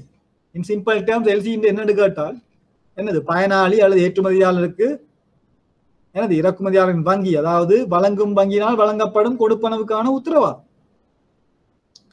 அப்ப அந்த கொடுப்பனவு உத்தரவாதத்துக்கு மேலதிகமான ஒரு உத்தரவாதம் தான் இந்த உறுதிப்படுத்தும் வங்கியினால் மீண்டும் பயனாளிக்கு வழங்கப்படும் ஒரு உத்தரவாதம், இரண்டாவது உத்தரவாதம் அல்லது மேலதிகமான உத்தரவாதம், செகண்ட் அண்டர்டேக்கிங். ஸோ எல்சியில் 2 விதமான undertaking, first from the issuing bank, second from the confirming. அப்ப எல்சி இஷ்யூயிங் பேங்க் கொடுப்பனவை கொடுக்க தவறும் பட்சத்தில் ரைட் இந்த உறுதிப்படுத்தும் வங்கி அதற்கான கொடுப்பனவை மேற்கொள்ள வேண்டும். சரியா? பெனிஃபிஷரிக்கு தெரியும் இலங்கையில ஏதாவது பிரச்சனை ஏற்பட்டாலும் அல்லது செலான் பேங்க்குக்கு இந்த எல்சிகேல டாக்குமெண்ட்ஸை பே பண்ண முடியாட்டியுமோ தன்னுடைய நாட்டில் வங்கியில் இருந்து தனக்கு கொடுப்பனவு கிடைக்க பெறும் என்ற நம்பிக்கை அந்த பெனிஃபிஷரிக்கு வரும். அதற்காகத்தான் அவர் அந்த எல்சியை கன்ஃபார்ம் பண்ண சொல்றது. இந்த கன்ஃபர்மேஷன் ரிக்வெஸ்ட் மார்க் பண்ண நீங்கள் எப்பவும் வடிவாக பார்க்கணும். சில பெர்ஃபார்மா இன்வாய்ஸ்லையும் இருக்கும் எல்சி டு பி கன்ஃபார்ம், அங்கேயும் இருக்கும் அங்க உறுதிப்படுத்தல் தேவை. சில பெர்ஃபார்மா இன்வாய்ஸ்ல இருக்காது, இவர் டிக் பண்ணுவார். அப்போ அந்த நேரத்தில் நாங்கள் கேட்கணும் உண்மையிலே இவருக்கு இந்த எல்சியை கன்ஃபார்ம் பண்ணணுமா இல்லையா. ரைட்? சில நேரம் அவர் தெரிஞ்சு டிக் பண்ணலாம், சில நேரம் சும்மா டிக் பண்ணலாம். இப்போ அவர்கிட்ட உண்மையில கேட்கணும், திருப்பி பெனிஃபிஷியர்கிட்ட போய் செக் பண்ண சொல்லி அவருக்கு இந்த எல்சிக்களை கன்ஃபர்மேஷன் தேவையா இல்லையா. கன்ஃபர்மேஷன் தேவையா இல்லையான்றது கூறுறது பெனிஃபிஷியர். ஒரு நாளும் எங்களுடைய இறக்குமதியாளர் சொல்ல மாட்டார் எல்சியை கன்ஃபார்ம் பண்ண சொல்லி. காரணம், இந்த எல்சியை கன்ஃபார்ம் பண்ண பொழுது மேலதிகமான கொடுப்பனவு சார்ஜஸ் பக்கத்தில் இருக்கு, கன்ஃபர்மேஷன் சார்ஜஸ். ஒரு எல்சியை கன்ஃபார்ம் பண்ண நேரம் மேலதிகமான சார்ஜஸ் உங்களுக்கு தெரியும். எல்சி ஓபன் பண்ண நேரமும் ஒரு சார்ஜ் இருக்கு, LC opening charge, LC opening commission. சரியா? நேற்று முந்தா நான் பார்த்தேன் சென்ட்ரல் பேங்க்ல வந்து ஒரு இமெயில் வந்தது, இந்த பேங்க்ஸ் சார்ஜ் பண்ற இந்த எல்சி கமிஷன் ரேட்ஸ் ஏற்கனவே பல விதமான இந்த சார்ஜஸ், சர்வீஸ் சார்ஜஸ், கமிஷன் எல்லாம் அதிகமாக வங்கிகளுக்கு இடையில் ஒரு யூனிஃபார்மிட்டி, வங்கிகள் நெச்ச மாதிரியானது சார்ஜ் பண்ண முடியாது. உங்களுக்கு தெரியும் கிரெடிட் கார்டு இன்ட்ரெஸ்ட் ரேட் இப்போ எல்லாம் சென்ட்ரல் பேங்க் அந்த இன்ட்ரெஸ்ட் ரேட்டுக்கு அமைவாக எல்லா பேங்க்கும் சார்ஜ் பண்ணணும். இன்னி பார்த்தீங்கன்னா இந்த ஒவ்வொரு பேங்க் நெச்ச மாதிரி சார்ஜ் பண்ணாங்க. அதை மாதிரி தான் இப்போ எல்சி கமிஷன் கூட சில பேங்க்ஸ் கூட சார்ஜ் பண்ணும், சில பேங்க் குறைய சார்ஜ் பண்ணும். இதுவும் சில நேரம் சென்ட்ரல் பேங்க் என்னது டிரெக்ஷன் ஒன்று வரும், எல்லா பேங்க்ஸும் ஒரே கமிஷன் ரேட்டை சார்ஜ் பண்ண சொல்லி. அதான் எல்சி ஓப்பனிங் சார்ஜ். அப்போ எல்சி ஒன்று ஓப்பன் பண்ண நேரம் அது வார எங்களுக்கு இன்கம். நீங்கள் படிச்சிருப்பீங்க பேங்க்ஸுக்கு 2 விதமான இன்கம், ஒன்று இன்ட்ரெஸ்ட் இன்கம் அல்லது சிபிஎஸ் இன்கம். உங்களுக்கு தெரியும் இன்ட்ரெஸ்ட் இன்கம் இப்போ என்னது இந்த வட்டியில் உள்ள அந்த இடைவெளி இன்ட்ரெஸ்ட் மார்ஜின் குறைஞ்சு கொண்டு வரப்படியால் இப்போ இன்ட்ரெஸ்ட் இன்கம் குறைஞ்சு கொண்டு வருது பேங்க்ஸ். அதனால கூட இப்போ பேங்க்ஸ் கூட ஃபோக்கஸ் பண்றது இந்த சிபிஎஸ் இன்கம். ரைட்? கட்டணங்கள் மூலம் பெறப்படும் வருமானங்களை அதிகரிப்பதற்காக தான் இந்த பேங்க்ஸ் கூட என்னது இந்த எல்சிஸ் எல்லாம் கூட ஃபோக்கஸ் பண்றது காரணம் இதெல்லாம் பேங்க்ஸுக்கு நல்ல இன்கம், சிபிஎஸ் இன்கம். ரைட்? அப்போ எல்சி கமிஷன் எல்சி ஓப்பன் பண்ண நேரம் நாங்கள் கஸ்டமர்கிட்ட அறவிடுற சார்ஜ். அப்ப இந்த கன்ஃபார்ம் பண்ண சொல்ற நேரம் மேலதிகமான ஒரு கட்டணம் வரவிடப்படும். அப்ப அங்க இந்த கன்ஃபர்மேஷன் சார்ஜஸ் யார் பே பண்றது? அங்கேயும் பாத்தீங்கன்னா பொதுவாக பெனிஃபிஷியரி ரிக்வெஸ்ட் பண்ணுவார் கன்ஃபார்ம் பண்ண சொல்லி. அப்ப அவர் சொல்லுவார் அப்ளிகண்ட்டுக்கு, ரைட் நான் இந்த சார்ஜஸை பே பண்றேன். சரி, அப்ப அவர் அங்க அந்த சார்ஜ் வந்து பொதுவாக எல்சி கன்ஃபர்மேஷன் சார்ஜ் ஒரு 1%, ரைட் 1 to 2% அந்த இடைவெளியில இருக்கும். அதாவது இன்வாய்ஸ் வேல்யூல 1% அந்த மாதிரி ஒரு அமௌண்ட். சரியா? அப்போ அமௌண்ட் பெருசுல கூடுற நேரம் அந்த கன்ஃபர்மேஷன் சார்ஜும் கொஞ்சம் கூடும். பொதுவாக பெனிஃபிஷரி சொல்லுவாங்க, ரைட் நாங்கள் கன்ஃபார்ம் ரிக்வெஸ்ட் பண்றபடியால் நாங்கள் அந்த சார்ஜஸை பே பண்ணுறோம். ஆனால் சில நேரம் சில பொருட்களுக்கான தேவைப்பாடு, இந்த பார்கெனிங் பவர் ரைட் இல்லாதபடியால் எனது இந்த பெனிஃபிஷரி அந்த கன்ஃபர்மேஷன் சார்ஜஸ் கூட அப்ளிகண்ட்டுக்கு போடுவேன். அதாவது எங்களுடைய கஸ்டமர் இம்போர்ட்டருக்கு, எங்களுடைய இம்போர்ட்டர் எல்சி ஓப்பனிங் சார்ஜையும் பே பண்ணணும், இந்த கன்ஃபர்மேஷன் சார்ஜஸையும் பே பண்ணணும். இதெல்லாம் இந்த எல்சி ஓப்பன் பண்ண நேரம் நீங்கள் முதல்ல வடிவாக தெளிவாக கஸ்டமர்கிட்ட வந்து எடுக்கணும். இதெல்லாம் நாளுக்கு நாள் நாங்கள் எதிர்கொள்கிற பிரச்சனை. சரி, இங்கே தவறுதலாக அவர் அப்ளிகண்ட் தெரியாமல் இங்கே டிக் பண்ணி போட்டு என்னது அங்கே எல்சி கன்ஃபார்ம் பண்ண பிறகு அங்கே சார்ஜஸ் வரும் $1,000 as claiming as confirmation charge. பிறகு கஸ்டமர் என்ன $1,000 அங்கே கிளைம் வந்து சொல்லுவாங்க, இல்லை நான் ஒன்றும் எனக்கு பே பண்ண சொல்லி நான் ஒன்றும் போட இல்லை. இது அங்கே வரங்க டிக் பண்ணியிருப்பேன். இல்லாட்டி நீங்கள் சில நேரம் ஓவர் த ஃபோன் கேட்டு போட்டு அங்கே மார்க் பண்ணுவீங்க. அது கவனமாக இருக்கணும். இந்த சார்ஜஸ் எல்லாம் முதலே யார் பே பண்றேன்னு தெளிவாக இந்த எல்சி ஓப்பன் பண்ணும் போது நீங்கள் தெரிஞ்சு வச்சுக்கொள்ளும். சரியா? அப்போ கன்ஃபர்மேஷன் சார்ஜ் உறுதிப்படுத்துவதற்கான கட்டணத்தை யார், இறக்குமதியாளரா ஏற்றுமதியாளரா, அப்ளிகண்டா பெனிஃபிஷரியா, அதை வடிவாக நீங்கள் எல்சி ஓப்பன் பண்ண முடியும் தெரியும். தேவைண்டா ரிக்வெஸ்டட் இல்லாட்டி நாட் இல்லாட்டி authorise if requested by beneficiary. அதாவது எல்சியில நான் சொன்ன உங்களுக்கு எல்சி ஓப்பன் பண்ண நேரம் ஷிஃப்ட், ரைட்? ஷிஃப்ட்ல ஸ்பெஷல் மெசேஜ் டைப் உங்களுக்கு தெரியும். நான் சொன்னேன் 0 to 9 கேட்டகரிஸ், 10 கேட்டகரிஸ் இருக்கு ஷிஃப்ட்ல மெசேஜ் டைப்ஸ். அதுல மெசேஜ் டைப் 7, 7ல வார அனைத்து விடயங்களும் மெசேஜ் டைப்ஸ் தான் இந்த எல்சியோட வாரது. LC guarantees, bank guarantees. அதுலயும் MT700 அதில் தான் நாங்கள் என்ன ஷிஃப்ட்ல எல்சி ஓப்பன் பண்றது மெசேஜ் டைப் MT700. அப்ப அந்த MT700ல இந்த கன்ஃபர்மேஷனுக்கு பிரத்யேகமான ஒரு ஃபீல்டு இருக்கு. இப்போ இங்க போடுற இது இந்த கஸ்டமர் ஃபில் பண்றது எல்லாம் அங்க ஷிஃப்ட்ல டெம்ப்ளேட்ல ஒரு ஃபீல்ட் நம்பர் இருக்கு, ரைட்? அப்ளிகண்ட்டுக்கு ஒரு ஃபீல்ட் நம்பர், பெனிஃபிஷரிக்கு ஒரு ஃபீல்ட் நம்பர். இது டெய்லி உங்களோட இம்போர்ட் டிபார்ட்மெண்ட்ல டைப் பண்றவங்களுக்கு உங்களுக்கு தெரியும் பெனிஃபிஷரி என்ன ஃபீல்ட் டைப், அதில் போய் டைப் பண்ணுவாங்க, ரைட்? டாலரன்ஸ் என்ன ஃபீல்ட் டைப், அதில் போய் டைப் பண்ணுவாங்க. கன்ஃபர்மேஷன் என்ன ஃபீல்ட், அது பார்த்தீங்கன்னா அதுக்கு ஒரு ஃபீல்ட் டைப் இருக்கும். அதில் போய் நீங்கள் ரிக்வெஸ்ட் என்ன நீங்க சொல்லுவீங்க கன்ஃபார்ம். ஷிஃப்ட்ல சில வேர்டிங்ஸ் வந்து நீங்கள் அதுக்கேற்ற மாதிரி போடணும். நாட் ரிக்வெஸ்ட் போடுவோம் without. Authorised if requested by beneficiary நாங்கள் சொல்லுவோம் மேட். அதாவது தேவை ஏற்படின் எல்சி கன்ஃபார்ம் பண்ணப்படலாம். பண்ணது அங்கே பெனிஃபிஷரி சும்மா நாங்கள் அன்கன்ஃபார்ம் எல்சி அனுப்புவோம். எல்சி போன பிறகு பெனிஃபிஷரிக்கு அங்கே தேவைண்டா அவர் சொல்லுவார் right LC to be confirm. அதுக்கு நான் சொல்லுவோம் authorised if requested by beneficiary, right? இது ஏதோ ஒரு வகையில் வரும். உங்களுக்கு தெரியணும் முக்கியமாக என்னது கன்ஃபர்மேஷன் என்றால் என்ன. ஒரு நாணய கடிதத்தை உறுதிப்படுத்தல் மூலம் யாது விளங்குகிறீர். அந்த நாணய கடிதத்தை உறுதிப்படுத்துவதன் மூலம் பயனாளிக்குள்ள நன்மை என்ன, ஏன் ஒரு நாணய கடிதம் உறுதிப்படுத்தப்படும், அந்த மாதிரி எந்த வகத்திலும் உங்களுக்கு கேள்விகள் எழுப்பப்பட்டாலும் உங்களுக்கு தெரியணும் ஒரு நாணய கடிதம் உறுதிப்படுத்துவதற்கு காரணம் ஒன்று அந்த வழங்கும் வங்கி உள்ள நாட்டில் உள்ள ஸ்திரத்தன்மை. அதாவது ஒன்று பொலிட்டிக்கலியா இருக்கலாம், இல்லாட்டி இக்கானமிக்கலியா இருக்கலாம், ரைட்? ஏதோ ஒரு விதத்தில் அந்த நாட்டில் ஒரு அசாத்தியமான நிலை, அல்லது நாட்டில் எந்த விதமான பிரச்சனையும் இல்லை, ரைட்? எக்ஸ்போர்ட்டுக்கு தெரியும் நாட்டில இருந்து பிரச்சனை இல்லை, ஆனால் அந்த நாட்டில் உள்ள வங்கியில் சில என்னது உங்களுக்கு தெரியும் வங்கிகள் தரப்படுத்தப்படும் A grade B grade, right? சில பேங்க்ஸ் AAA AA, சில பேங்க் BB, ரைட்? அப்ப A கிரேடோட ஒப்புற நேரம் B கிரேட். அப்ப திருப்பியும் எக்ஸ்போர்ட்டர் பாப்பா பேங்க் வந்து B கிரேட். அங்க அவருக்கும் ஒரு இஷியன் பேங்க் மேல ஒரு டவுட், தனக்கு பேமெண்ட் வருமா இல்லையா. திருப்பியும் சொல்லுவார் தனக்கு இந்த எல்சி கன்ஃபார்ம் பண்ண வேணும். சரியா? அப்ப எங்கட பேங்க் அந்த கொடுப்பனவை செலுத்த தவற விட்டாலும் அவருக்கு அந்த உறுதிப்படுத்தப்பட்ட வங்கியினால் கொடுப்பனவு மேற்கொள்ளப்படும். மேல எல்சி அவனுக்கு கன்ஃபார்ம் பண்ணா உடனே அது கன்ஃபார்மிங் பேங்க் அவருக்கு பே பண்ணிடும். கன்ஃபார்மிங் பேங்க் பே பண்ணி போட்டு தான் கன்ஃபார்மிங் பேங்க் வந்து எங்கிட்ட இருந்து அந்த பணத்தை கிளைம் பண்ணுவான். சரியா? என்ன ராம்குமார் விளங்கிச்சா? Confirmation of the credit.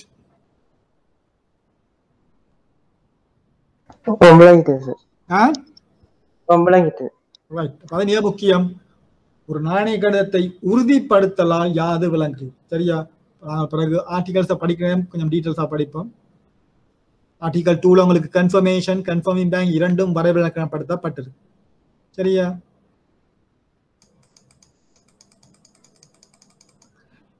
பிறகு இன்னும் முக்கியமான ஒரு விடயம், ரைட்?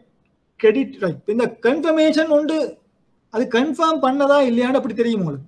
நீங்கள் ரிக்வெஸ்ட் பண்ணதுக்காக எப்பவும் அந்த எல்சி கன்ஃபார்ம் பண்ணு சொல்லலாம், ரைட்? இந்த கன்ஃபர்மேஷன் நீங்கள் நினைச்ச மாதிரி நீங்கள் நினைச்சு இப்ப இந்த சைனாக்கு போகுது எல்சி, ரைட்? அப்ப அந்த சைனாக்கு நீங்கள் எந்த பேங்க் அனுப்பிங்களோ நாங்கள் ஏற்கனவே பார்த்தோம் கொரஸ்பாண்டன்ட் பேங்க், உங்களுடைய தொடர்பு படுத்தும் வங்கி. சைனால இருக்கிற உங்களோட கொரஸ்பாண்டன்ட் பேங்க்கு தான் அந்த எல்சி அனுப்பி வைப்பீங்க. அப்ப அந்த பேங்க்குக்கு தான் நீங்க சொல்லுவீங்க இந்த எல்சியை கன்ஃபார்ம் பண்ண சொல்லி. அப்ப நீங்கள் கேட்டாலும் சரியா, சில நேரம் அந்த பேங்க் கன்ஃபார்ம் பண்ணலாம், இல்லாட்டி கன்ஃபார்ம் பண்ணாமல் இருக்கலாம். அவங்க வந்து உங்களுக்கு சொல்லணும் தாங்கள் கன்ஃபார்ம் பண்றாங்களா இல்லையா. ரைட், அவங்க கன்ஃபார்ம் பண்ண முடியாட்டி வந்து சொல்லுவாங்க right, we are unable to confirm this LC. சரியா, அப்ப நீங்கள் ஒரு மாற்று வழியை பார்க்கும்.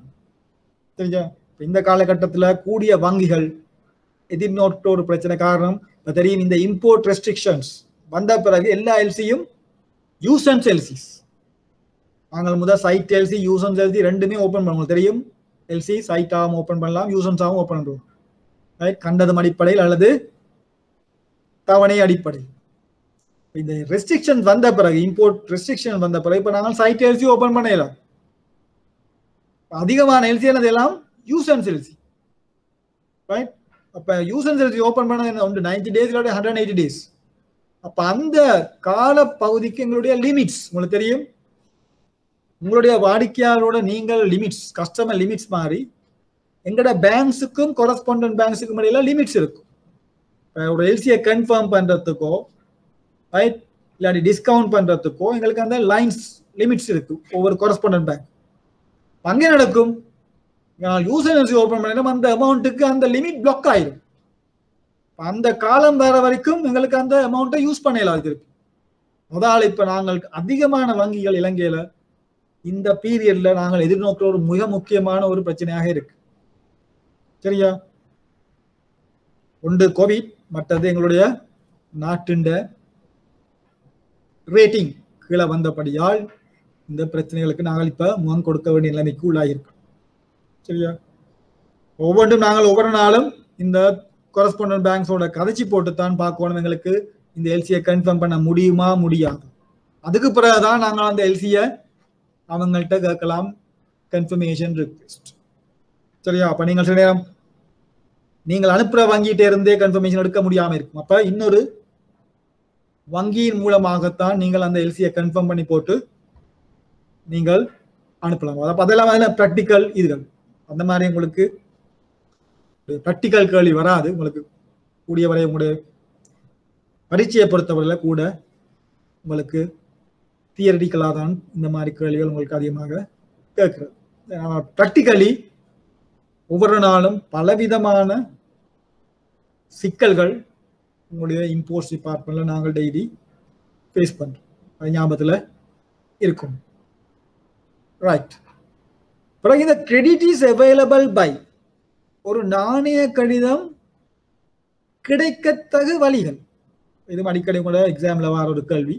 இந்த 4 வழிகள், ஒன்று sight payment, deferred payment, acceptance, negotiation. இது உங்களுடைய யூசிபி ஆர்டிக்கல்ல கூறப்பட்டிருக்கு. ஒரு ஆவண கடிதம் கிடைக்கத்தக்க 4 வழிகளை பெயரிடு. அதாவது கண்டதும் அடிப்படை, உங்களுடைய சைட் பேமெண்ட், கண்டதும் கொடுப்பனர், டிஃபர்ட் பேமெண்ட் பிற்போடப்பட்ட கொடுப்பனர், அக்செப்டன்ஸ் ஏற்றுக்கொள்ளல், நெகோசியேஷன் பேரம் பேச. இந்த 4 வழிகள்ல தான் ஒரு ஆணைய கடிதம் கிடைக்கப்பெறும். சரியா, பிறகு இந்த அக்செப்டன்ஸோ டிஃபர்ட் பேமெண்ட் ஆக இருந்தால் நாங்கள் சொல்லுவோம் யூசன்ஸ். ரைட், கால அடிப்படை 30 நாள், 60 நாள், 90 நாள், 120 நாள், அந்த மாதிரி ஒரு கால அவகாசம். அங்க டிராஃப்ட்ஸ். பொதுவாக இந்த எக்ஸெப்டன்ஸுக்கும் டிஃபர்ட் பேமெண்ட்டுக்கும் உள்ள வித்தியாசம் என்னன்னு பாத்தீங்கன்னா, எக்ஸெப்டன்ஸ் எல்சியா நாங்கள் சொல்ற நேரம் நாங்கள் டிராஃப்ட் கால் பண்ணுவோம். எல்சியில டிராஃப்ட் கால் பண்ணுவோம். டிஃபர்ட் பேமெண்ட் நாங்கள் டிராஃப்ட் இல்லை. அதுதான் அங்க வித்தியாசம். ரைட், ஏற்றுக்கொள்ளல் அடிப்படையில் என்றால் நாங்கள் அந்த உண்டியலை எல்சியில கேட்போம். பிற்போடப்பட்ட கொடுப்பனவு முறையாக இருந்தால் அங்க நாங்கள் டிராஃப்ட் கால் பண்ண மாட்டோம்.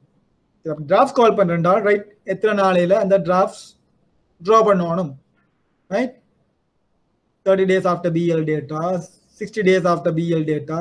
ரைட், ஏதோ ஒரு விதத்துல நீங்கள் உங்களோட கஸ்டமர் சொல்றபடி 30 days after invoice data. Right, உங்களோட கஸ்டமர் சொல்றபடி நீங்கள் அந்த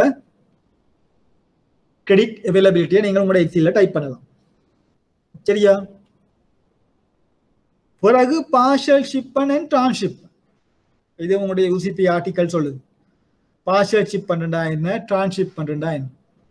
பார்ஷியல் ஷிப்பன்டா என்னது? பகுதி கப்பலேற்று. அது உங்களோட கஸ்டமர் தான் இதெல்லாம் சொல்லணும். உங்களோட எல்சி அப்ளிகேஷனை கஸ்டமர் தான் ஃபில் பண்ணி உங்களுக்கு சொல்லுவார், ரைட்? இதுதான் எனக்கு தேவையான விடயங்கள், இதுதான் நான் இம்போர்ட் பண்ண போற குட்ஸ், ரைட்? இதுதான் எனக்கு தேவையான ஆவணங்கள், இதுதான் நான் வழங்க போற மேலதிகமான அறிவுறுத்தல்கள். இதற்கு அமைவாகத்தான் வங்கிகள் எல்சி ஓபன் பண்ணு. கஸ்டமர் உங்களுக்கு சரியான இன்ஸ்ட்ரக்ஷன்ஸை எல்சி ஓபன் பண்ற நேரம் கொடுக்கும், ரைட்? அவர் சொல்றார், ரைட், பகுதி கப்பலேற்றம். உதாரணத்துக்கு $100,000 நீங்கள் எல்சி ஓபன் பண்றீங்க. அவருக்கு $50,000 முதல் ஷிப் பண்றாரு, அடுத்த 50,000 திருப்பி வரும். அவர் சொல்லுவார் பார்ஷியல் ஷிப்மெண்ட் அலௌ, பகுதி கப்பலேற்றம் அனுமதிக்கப்பட்டுள்ளது. ஆனால் உண்மையில் அவருக்கு தேவை $100,000 ஷிப்மெண்ட்டும் ஒரே முறையில வரும். அவர் அங்க என்ன சொல்லணும்? நாட் அலௌட், பகுதி கப்பலேற்றம் ஏற்றுக்கொள்ளப்பட முடியாதுன்னு சொன்னால்தான் எனது ஏற்றுமதியாளர் அதை எல்லாத்தையும் ஒரேடியா ஷிப் பண்ணும். இவர் தவறுதலாக உண்மையில் அவருக்கு 100,000 ஒரே முறை வரணும், அவர் அங்க அலௌடு போட்டு 50,000 வந்தால் என்னது? அது உங்களோட கஸ்டமர். அங்க நீங்கள் போய் அதை டிஸ்கிரிபன்சின்னு சொல்லலாம். ஏன்? நீங்கள் பார்ஷியல் ஷிப்மெண்ட் அலௌட், பகுதி கப்பலேற்றம் அனுமதிக்கப்பட்டுள்ளது. இது இன்னும் பார்ஷியல் ஷிப்மெண்டோட கூட இன்னும் டெக்னிக்கலி போற நேரம் கூட கூட உங்களுக்கு தெரியும், டாக்குமெண்ட் செக் பண்ண நேரம் நாங்கள் பலவிதமான ஒரு சிக்கலுக்குரிய இதுதான் இந்த பார்ஷியல் ஷிப்மெண்ட். இது பார்ஷியல் ஷிப்மெண்ட் தான் இல்லையா? சரியா? இன் சிம்பிள் உங்களுக்கு தெரியணும், பார்ஷியல் ஷிப்மெண்ட் என்றால் பகுதி கப்பலேற்றம். சரியா? அப்ப ஆவணங்களை பரிசோதிப்பதன் மூலம் தான் உங்களுக்கு தெரியும் அந்த பார்ஷியல் ஷிப்மெண்டா இல்லையா. உண்மையில யூசிபி என்ன சொல்லுது? நீங்கள் உங்களுடைய கஸ்டமர் சொல்லாம நீங்களும் எல்சி அப்ளிகேஷன்ல ஒன்றும் சொல்லாட்டி, எல்சியில சொல்லாட்டி, அங்க யூசிபிக்கு அமைவாக பொதுவாக பார்ஷியல் ஷிப்மெண்ட் அலௌட். சரியா? Partial shipment allowed. UCP article சொல்லுது பார்ஷியல் ஷிப்மெண்ட் அலௌட். உங்களோட கஸ்டமர் அப்ளிகேஷன்ல சொன்னால் நாட் அலௌட் என்றால் அதான் என்னது? அவர் யூசிபி ஆர்டிகலை ஓவர் ரைட் பண்றார். சரியா? இந்த பொதுவாக இந்த LC govern by UCP 600 rules. ஆனால் உங்களுடைய வாடிக்கையாளருக்கு அதை ஓவர் ரைட் பண்ணலாம். சில ஆர்டிகல் இருக்கு, அவர் இந்த ஆர்டிகல் இஸ் நாட் அப்ளிகபிள் என்று நாங்கள் எல்சியில போடுவோம், ரைட்? அப்ப என்னது? அவர் அந்த யூசிபி ஆர்டிகலை ஓவர் ரைட் பண்றார். ஏன்? இது கஸ்டமர் இன்ஸ்ட்ரக்ஷன்ஸ், ரைட்? டிரான்ஸ்ஷிப்மெண்ட். டிரான்ஸ்ஷிப்மெண்டா பொதுவாக ஒரு கப்பல்ல இருந்து இன்னொரு கப்பலுக்கோ, ரைட், ஒரு இதுல இருந்து இன்னொரு ஒரு ஃபிளைட்ல இருந்து இன்னொரு ஃபிளைட்டுக்கோ அந்த பொருட்களை மாற்றிடுறது தான் டிரான்ஸ்ஷிப்மெண்ட். அப்ப அதை அலௌடா நாட் அலௌடான்னு நீங்கள் போடுவோம். டிஸ்கிரிப்ஷன் ஆஃப் குட்ஸ் பாத்தீங்கன்னா பிரீஃப் டிஸ்கிரிப்ஷன் எடுத்து வந்திருக்கு. அதாவது உங்களுடைய பொருட்களின் விவரணம் சுருக்கமாக இருக்கும். கஸ்டமர்ஸ் இந்த டிஸ்கிரிப்ஷன் எல்சியில போடுற அந்த இம்போர்ட் பண்ற குட்ஸுக்கு பந்தி பந்தியாக எழுதியிருப்பாங்க. சரியா? அந்த பந்தி பந்தி எழுதுறது அப்படியே போய் நீங்கள் எல்சியில டைப் பண்ணலாம். டைப் பண்ணாலும் என்ன நடக்கும்? சில நேரம் உங்களுக்கு ஆவணங்கள் வர நேரம் பிழைகள் இருக்கும், ரைட்? மேல உங்களுக்கு தெரியணும், ரைட்? இந்த எல்சி உங்களுக்கு தெரியும், எல்சி வந்து ஒரு பாதுகாப்பான முறை. அதாவது இறக்குமதியாளருக்கும் ஏற்றுமதியாளருக்கும் உள்ள ஒரு பாதுகாப்பான முறை. பொதுவாக தெரியும் 4 கொடுப்பனவு முறைகள். என்ன 4 கொடுப்பனவு முறைகள் Ramkumar? Advance payment, open account, அடுத்தது வந்து டாக்குமெண்ட்ரி கலெக்ஷன், எல்சி. இந்த 4 கொடுப்பனவு முறைகள்ல பாத்தீங்கன்னா உங்களுக்கு தெரியும், அட்வான்ஸ் பேமெண்ட் ஏற்றுமதியாளருக்கு கூடிய பாதுகாப்பு. ஆனால் இறக்குமதியாளருக்கு ஷுவர் இல்லை. அவர் பேமெண்ட் அனுப்பி கொண்டு பார்த்து கொண்டிருக்கணும் குட்ஸ் வருமா இல்லையா. அவர் ஓப்பன் அக்கவுண்ட் இம்போர்ட்டருக்கு கூடிய பாதுகாப்பு, எக்ஸ்போர்ட்டருக்கு பாதுகாப்பற்றது. அவர் முதலே ஷிப் பண்ணி அனுப்பி போட்டு பிறகு காசு வருமா இல்லையான்னு பார்த்து கொண்டிருப்பார். இந்த எல்சி வந்து பொதுவாக 2 பேருக்கும் ஒரு பாதுகாப்பான முறை, ரைட்? அதுல இம்போர்ட்டர் என்ன நினைக்கிறது, ரைட், இந்த எல்சியில கூட தனக்கு தேவையான எல்லாத்தையும் இந்த அப்ளிகேஷன்ல போட்டு எல்சி ஓபன் பண்ணால் தனக்கு நல்ல குட்ஸ் வரும், தான் எதிர்பார்க்கிற குட்ஸ் இம்போர்ட் பண்ணலாம், இல்லாட்டி குட்ஸ் டைமுக்கு வரும், இல்லாட்டி தான் எதிர்பார்த்த குவான்டிட்டி வரும், இல்லாட்டி தான் ஆர்டர் பண்ண அதே குட்ஸ் வரும், ரைட்? அப்படின்னு நினைச்சு போட்டு இந்த எல்சியில தேவையில்லாத டாக்குமெண்ட்ஸை கால் பண்றது, ரைட், தேவையில்லாத விடயங்களை இப்போ உதாரணத்துக்கு டிஸ்கிரிப்ஷன் ஆஃப் குட்ஸை போட்டு வேர்ட் டு வேர்ட் எல்லாத்தையும் போடுறது. சரியா? நீங்கள் எல்சியில என்னத்தை போட்டாலும் உங்களுக்கு தெரியணும், எல்சி வந்து ஒரு பீஸ் ஆஃப் பேப்பர், ஒரு கடதாசி, ரைட். உங்களோட கஸ்டமர் தான அப்ளிகேஷனை நீங்க டைப் பண்றீங்க, நீங்க டைப் பண்றது ஸ்விஃப்ட்ல அங்கால போய் பிரிண்ட் பண்ணும், அந்த கடதாசியை கொண்டு போய் தான் என்னது அவர் அந்த பேங்க் இது ஒரிஜினல் எல்சி நாங்க கொடுக்கும், பிறகு அவர் ஷிப்மெண்ட் செய்யறார். இங்க இந்த எல்சி ஓபன் பண்றது மெயின்லி என்னது, நாங்க வந்து பேமெண்ட்டை இலகுப்படுத்துறது, அது வெளிவா விளங்கும். அது பேங்க் டு பேங்க் இந்த எல்சி ஓபன் பண்ணி டாக்குமெண்ட்ஸ் வந்தோன்னா அந்த பேமெண்ட் ஸ்மூத்தா போகும். அப்ப எந்த கொடுப்பனவு முறையாக இருந்தாலும் மிக முக்கியம் இந்த ஏற்றுமதியாளருக்கும் இறக்குமதியாளருக்கும் இடையில் உள்ள அந்த பரஸ்பர புரிந்துணர்வு. ஒன்று ஏற்றுமதியாளர் இறக்குமதியாளரை ஏமாற்ற நினைத்தாலோ அல்லது இறக்குமதியாளர் ஏற்றுமதியாளரை ஏமாற்ற நினைத்தாலோ என்னது இந்த எல்சியையும் ஒரு துரும்பாக உபயோகிக்கலாம். சரியா? இந்த இரண்டு பேருக்கும் இடையில் உள்ள அந்த புரிந்துணர்வு தான் மிக முக்கியம். அது ஓப்பன் அக்கௌண்டா இருக்கலாம், அட்வான்ஸ் பேமெண்டா இருக்கலாம், இல்லாட்டி கலெக்ஷனாக இருக்கலாம், அல்லது எல்சியாக இருக்கலாம். அந்த ட்ரஸ்ட் மிக முக்கியம், ரைட். அப்ப அந்த ட்ரஸ்ட் அடிப்படையில் தான் இப்ப பாத்தீங்கன்னா அந்த காலத்துல எல்சி வந்து கூடுதலாக யூஸ்ல இருந்தாலும் இப்ப இந்த ஓப்பன் அக்கவுண்ட் 180% இன்று இந்த ஓப்பன் அக்கவுண்ட்ல தான் இன்டர்நேஷனல் ட்ரேட் நடக்கிறது. காரணம் இப்ப அந்த புரிந்துணர்வு அந்த இரு தரப்பினருக்கும் இடையில் ஏற்பட்டுள்ளது. அதன் ட்ரஸ்ட்ல தான் இப்ப என்னது கூட ஓப்பன் அக்கவுண்ட்ல இந்த பிசினஸ் நடக்குது. அதால பேங்க்ஸுக்கு கூட இந்த இன்கம் எல்சியின் தேவைப்பாடு குறைஞ்சு கொண்டு போறபடியா தான் எங்களோட பேங்க்ஸும் கூட இந்த இன்கம் எல்லாம் நாங்கள் போகோ பண்ண வேண்டியதா இருக்கு. சரியா? அப்ப இந்த ஏதாவது ஒரு கொடுப்பன முறையா இருந்தாலும் அங்க மிக முக்கியமாக இந்த ட்ரஸ்ட், இந்த இரண்டு பேருக்கு இடையில் உள்ள ட்ரஸ்ட் மிகவும் முக்கியம், ரைட். அப்ப என்ன நடக்கணும், உங்களுக்கு பேமெண்ட் இலகுபடுத்துறதுக்கு தேவையில்லாத உதாரணத்துக்கு இப்ப இங்க பாத்தீங்கன்னா டாக்குமெண்ட்ஸ் தான் கால் பண்ற டாக்குமெண்ட்ஸ், ரைட். முக்கியமான document invoice, bill of lading, right. Insurance, பிறகு சில முக்கியமானது. அதுக்காக நீங்கள் டாக்குமெண்ட்ஸ் ஒரு 20-30 டாக்குமெண்ட்ஸை கால் பண்றதாலேயோ இல்லாட்டி தேவையில்லாத இன்ஸ்ட்ரக்ஷன்ஸ், மேலதிகமான இன்ஸ்ட்ரக்ஷன்ஸ் கணக்கை போட்டு எல்சி ஓபன் பண்றதாலேயோ எந்த பிரயோசனம் இல்லை. சரியா? அவர் என்னது நீங்கள் கேட்கிற எல்லா டாக்குமெண்ட்டையும் அனுப்பி வைப்பார், நீங்கள் சொல்ற எல்லா இன்ஸ்ட்ரக்ஷன்ஸையும் அனுப்பி வைப்பார், அதுக்கேற்ற மாதிரி டாக்குமெண்ட்ஸ் அனுப்பி வைப்பார். ஆனால் உங்களுக்கு சில நேரம் என்னது எம்டி கண்டெய்னர் வரும். நீங்கள் என்னதான் இங்க டிஸ்கிரிப்ஷன் ஆஃப் குட்ஸ் போட்டாலும் என்னது இன்டர்நேஷனல் ட்ரேட்ல பலவிதமான கேசஸ் இருக்கு, ரைட். உங்களுக்கு கடைசியில் என்னது டாக்குமெண்ட்ஸ் கிளீன் டாக்குமெண்ட்ஸ் வரும், ஆனால் அங்க கண்டெய்னர் வந்த பிறகு ஆமான் இருக்காது. இப்ப என்ன நடக்குது, அங்க ஏற்றுமதியாளர் உங்களை ஏமாத்துறாரு. சரியா? அந்த ட்ரஸ்ட் மிக முக்கியம். இந்த எல்சியாலாம் என்னது இந்த பேமெண்ட் இலகுபடுத்துறதுக்கு பாவிக்கிற ஒரு கொடுப்பனவு முறையை தவிர, ரைட், அதை வச்சு கொண்டு நாங்கள் 100% எல்லாம் நடக்கும் என்று சொல்லி, அதாவது குவாலிட்டி குறையலாம், ரைட், அப்படி குவான்டிட்டி குறையலாம், ஏதோ ஒரு இடத்துல பிரச்சனைகள் வரலாம். சரியா? நாங்கள் என்ன பார்க்கணும், இந்த பேமெண்ட் மெத்தடை இலகுபடுத்துறது முறையில், அதாவது சிம்பிளிஃபை பண்ணணும். அதுக்காக தான் சொல்றது description of goods, brief description. UCP article 18 தான் இந்த இன்வாய்ஸை பத்தி சொல்லுது. அங்க பாத்தீங்கன்னா தெரியும், நாங்கள் எல்சியில டாக்குமெண்ட்ஸ் வந்த பிறகு முக்கியமாக செக் பண்றது இந்த இன்வாய்ஸ், முதலாவது டாக்குமெண்ட் கமர்ஷியல் இன்வாய்ஸ். அந்த கமர்ஷியல் இன்வாய்ஸ்ல இந்த டிஸ்கிரிப்ஷன் பொருந்தோடும். உங்களோட கஸ்டமர் சொல்ற டிஸ்கிரிப்ஷன் அப்படியே கமர்ஷியல் இன்வாய்ஸ்ல பொருந்தோடும். அப்ப நீங்கள் இங்க தேவையில்லாமல் என்ன பந்தி எழுதினீங்கன்னா பிறகு நாங்களும் உட்காந்து செக் பண்ணி கொண்டிருக்கணும், இல்ல போட்டிருக்க எல்லாம் இந்த கமர்ஷியல் இன்வாய்ஸ்ல இருக்காங்க, சில டைப்பிங் மிஸ்டேக் வரும், அப்ப அது டிஸ்கிரிபன்சி, ரைட். நீங்கள் ரிஜெக்ட் பண்ணுவீங்க, அங்க பேமெண்ட் டிலே, பிறகு எக்ஸ்போர்ட்டருக்கு சந்தேகம், இவர் வேணுமெண்டே டாக்குமெண்ட்ஸை ரிஜெக்ட் பண்றதுக்கு இந்த மாதிரி இதெல்லாம் போட்டு தண்ட பேமெண்ட்டை டிஃபால்ட் பண்ற, பிறகு அவர் எக்ஸ்போர்ட் பண்றதுக்கு மறுப்பார். சரியா? அது மாதிரி எங்கட எக்ஸ்போர்ட்டர்ஸும் இந்த மாதிரி செஞ்சாலும் என்னது வேற நாடுகள் இருக்கிறவங்க எங்கிட்ட இருந்து குட்ஸ் இம்போர்ட் பண்ண மாட்டாங்க.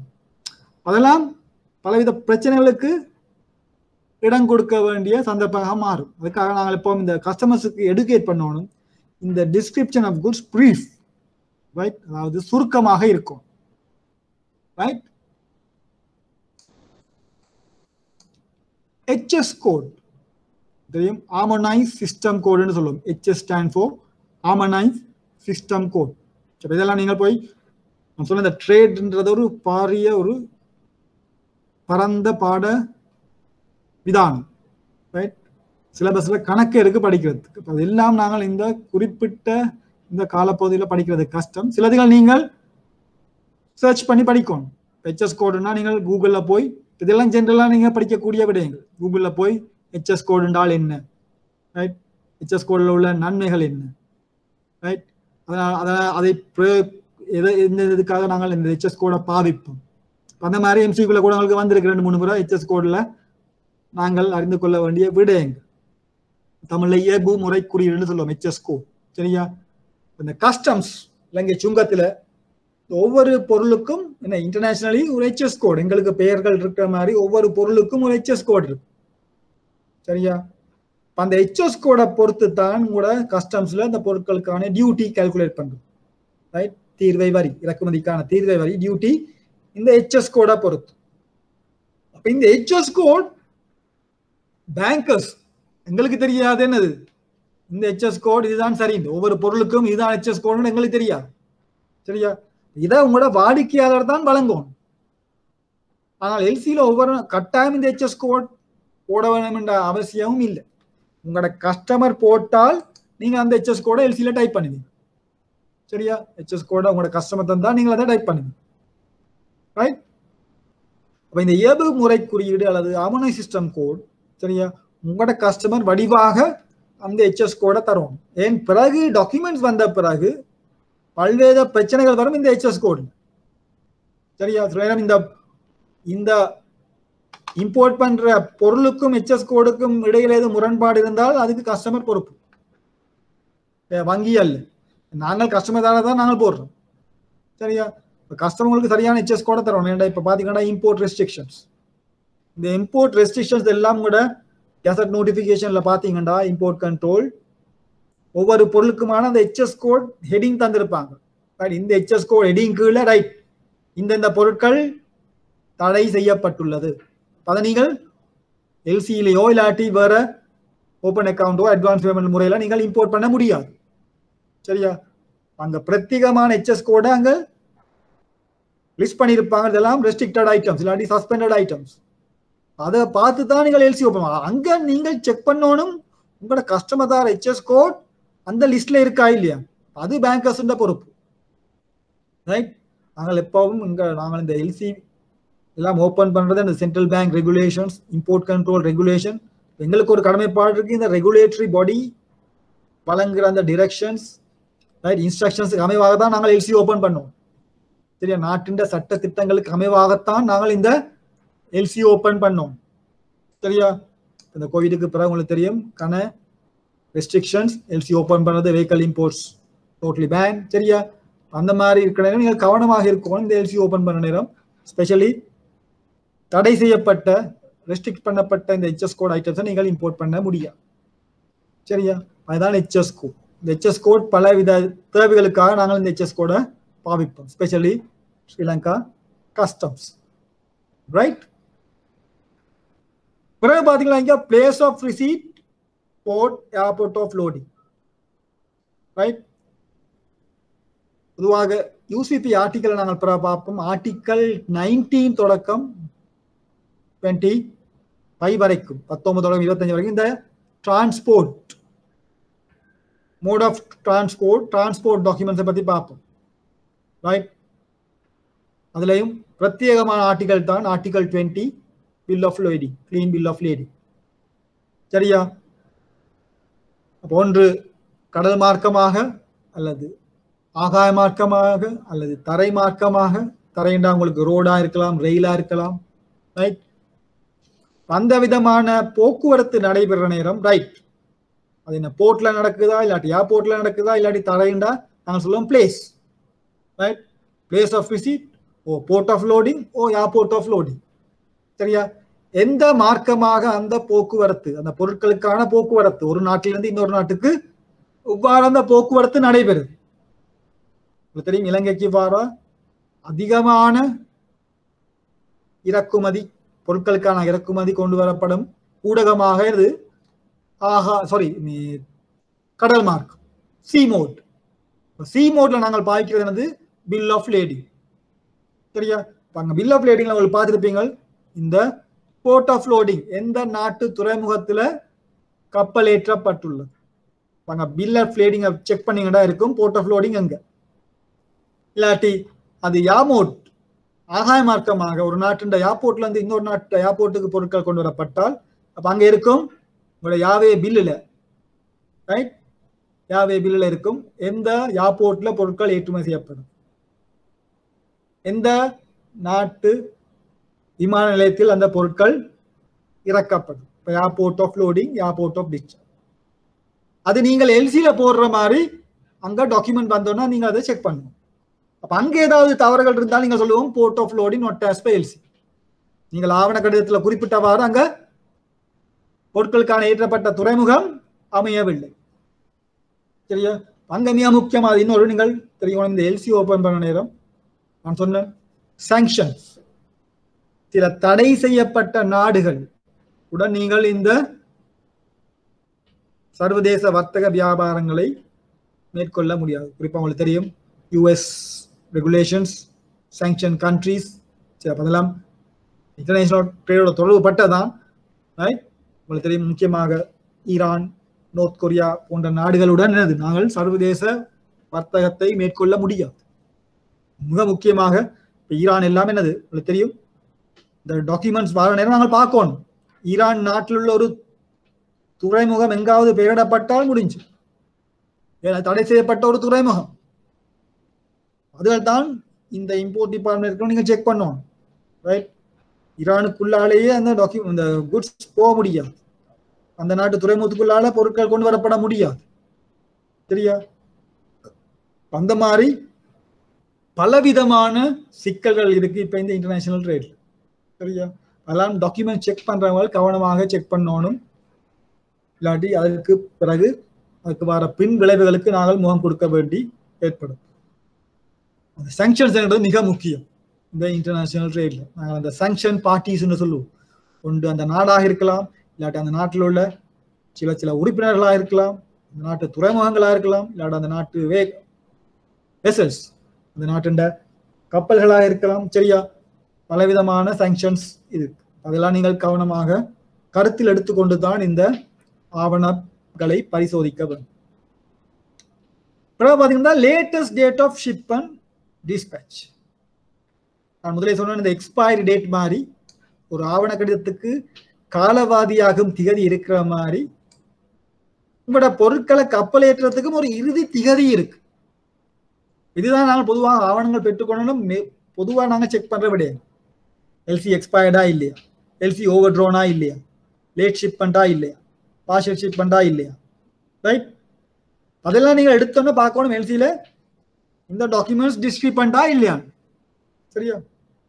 அப்ப லேட்டஸ்ட் டேட் ஆஃப் ஷிப்மெண்ட் எப்படி பார்ப்பீங்க? உங்களுக்கு தெரியும் பொருட்கள் சி மோட்ல வர நேரம் அதை அத்தாட்சிப்படுத்தும் ஆவணம் பில் ஆஃப் லேடிங், வார்நாமம் அல்லது கப்பல் பத்திரம். அங்க பில் ஆஃப் லேடிங்ல பார்த்திருப்பீங்க ஆன்போர்ட் டேட் இருக்கும், கப்பல் ஏற்றப்பட்ட திகதி, ஆன்போர்ட் டேட். அங்க டேட் நீங்கள் எல்சியில சொல்றீங்க இப்ப latest date of shipment 15 March 2021. உங்களோட எல்சியில உங்களோட கஸ்டமர் சொல்றாரு எனக்கு 15 மார்ச் 2021 முத கப்பல் ஏற்றப்படணும். எங்க? சைனால. இப்ப இந்த எல்சி சைனாக்கு போகுது, சைனால 15 மார்ச் ஷிப்மெண்ட் செய்யணும். அவர் அங்க 15 மார்ச்சுக்கு முதலோ அல்லது 15 மார்ச்சோ கப்பல் ஏற்றம் செய்தால் என்னது, அவர் கப்பல் ஏற்றாலும் அவருக்கு அந்த பிஎல் கையில கிடைக்கும். அந்த பிஎல் அவங்க போட்டிருப்பாங்க ஆன்போர்ட் டேட் 15 மார்ச் 2021. அப்ப டாக்குமெண்ட்ஸ் இலங்கைக்கு வந்தோடனே உங்களோட பேங்க்ல இம்போஸ்ட் டிவிஷனுக்கு டாக்குமெண்ட்ஸ் வந்தோடனே நீங்கள் பிஎல் பார்ப்பீங்க. Right, 15 March 2021 onboard date. எல்சியில போட்டிருக்கேன் latest date shipment 15 March. Right, ரெண்டும் ஓகே. இப்ப பிஎல்ல பாக்குறீங்க உங்களோட எல்சியில் 15 மார்ச், பிஎல்ல 20th மார்ச். என்ன நடக்குது? அங்க லேட் ஷிப்மெண்ட், 5 நாள் பிந்தி தான் அங்க ஷிப்மெண்ட் நடக்குது. அப்ப அதை நீங்க செக் பண்ணி சொல்லுவீங்க லேட் ஷிப்மெண்ட். இப்படித்தான் ஒவ்வொரு ஆவணங்களையும் நீங்கள் இந்த எல்சியோட செக் பண்றீங்க. சரியா? அது கப்பல் ஏற்றத்துக்கான இறுதி திகதி டிஸ்பேச். பொதுவாக யார் ஷிப்மெண்ட்ல நாங்கள் பார்க்கிறது டிஸ்பேச். நாங்கள் பார்ப்பாங்க லேட்டஸ்ட் டேட் ஆஃப் டிஸ்பேச். அங்கே யாவே பில்ல பார்த்தா உங்களுக்கு தெரியும் எப்ப அங்க ஃபிளைட்ல டேட் பொருட்கள் ஏற்றப்பட்டிருக்கு. ரைட்? ராம்குமார் இது வரைக்கும் ஓகேயா? ஓகே. இனி ஏதாவது டவுட்ஸ், கேள்விகள்?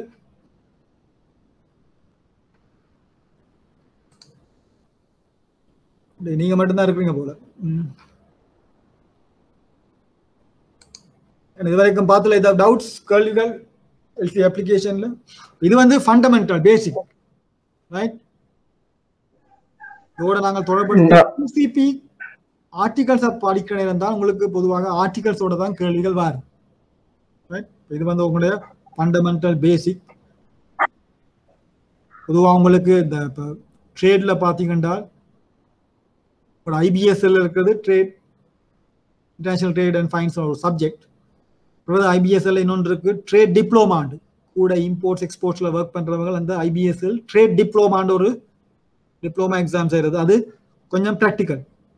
அது உங்களுக்கு ஒரு கேள்வி வரும், ஆவணங்களை தந்து போட்டு செக் பண்றது. செக் பண்ணி எல்சியும் தருவாங்க, சில டாக்குமெண்ட்ஸ் பிரிண்டும் தருவாங்க.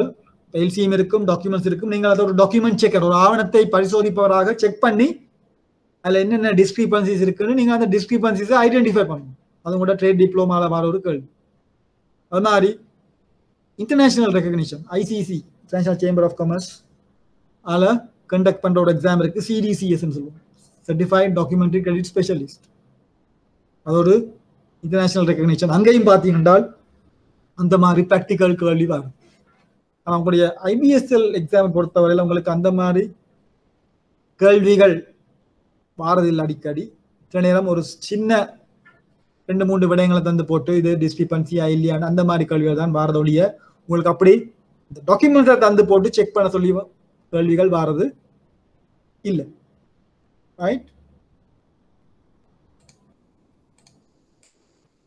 ரைட். அடுத்த பார்ப்போம். இதான் இந்த ஷிப்மெண்டா அல்லது எனிமோடா. ரைட்? இங்க தந்ததுக்கு உங்களுக்கு பாத்தீங்கன்னா 4, 7, 10, 11 இன்கோடர்ம்ஸ். ரைட்?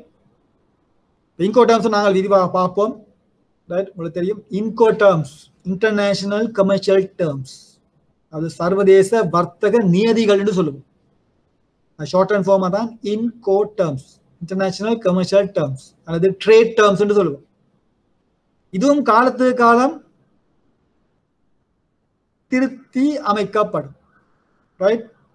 இப்ப நடைமுறையில் உள்ளது உங்களுக்கு தெரியும் 2020 ஜனவரியில வந்த இன்கோடர்ம்ஸ். 2020ஆம் ஆண்டு ஜனவரி முதல் நாங்கள் பாவிக்கிறது 2020 வருஷம்.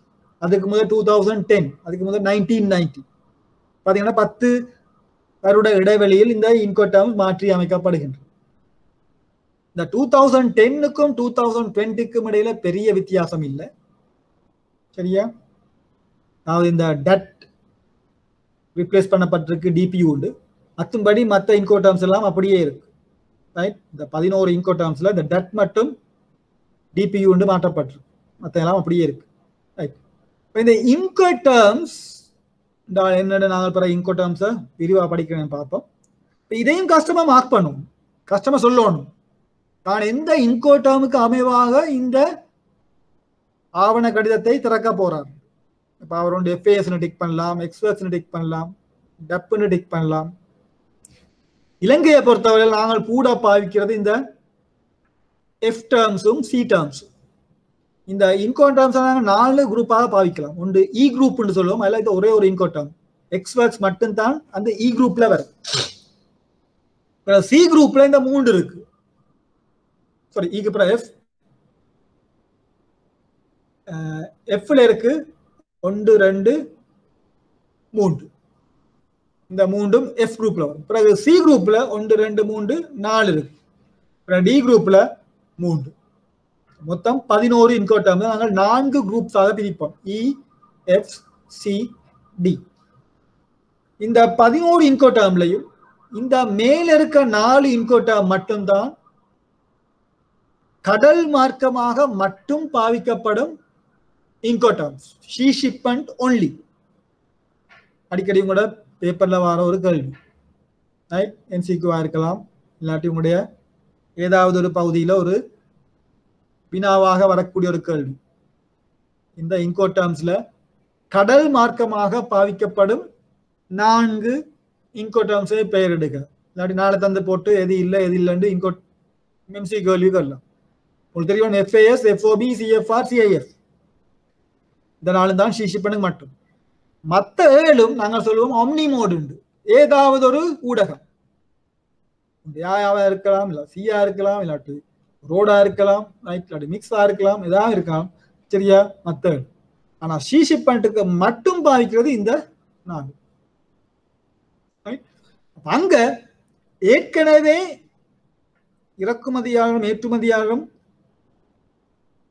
தாம் இணங்கியவாறு அந்த இன்கோடர்முக்குள்ள அவங்க ட்ரேட் பண்ணுவாங்க. உங்களோட ப்ரொஃபார்மா இன்வாய்ஸ்ல பாத்தீங்கன்னா இருக்கும். சொன்ன ப்ரொஃபார்மா இன்வாய்ஸை வச்சு கொண்டு தான் நீங்கள் எல்சி ஓபன் பண்ணுவீங்க. அந்த ப்ரொஃபார்மா இன்வாய்ஸ்ல இருக்கும், ரைட்?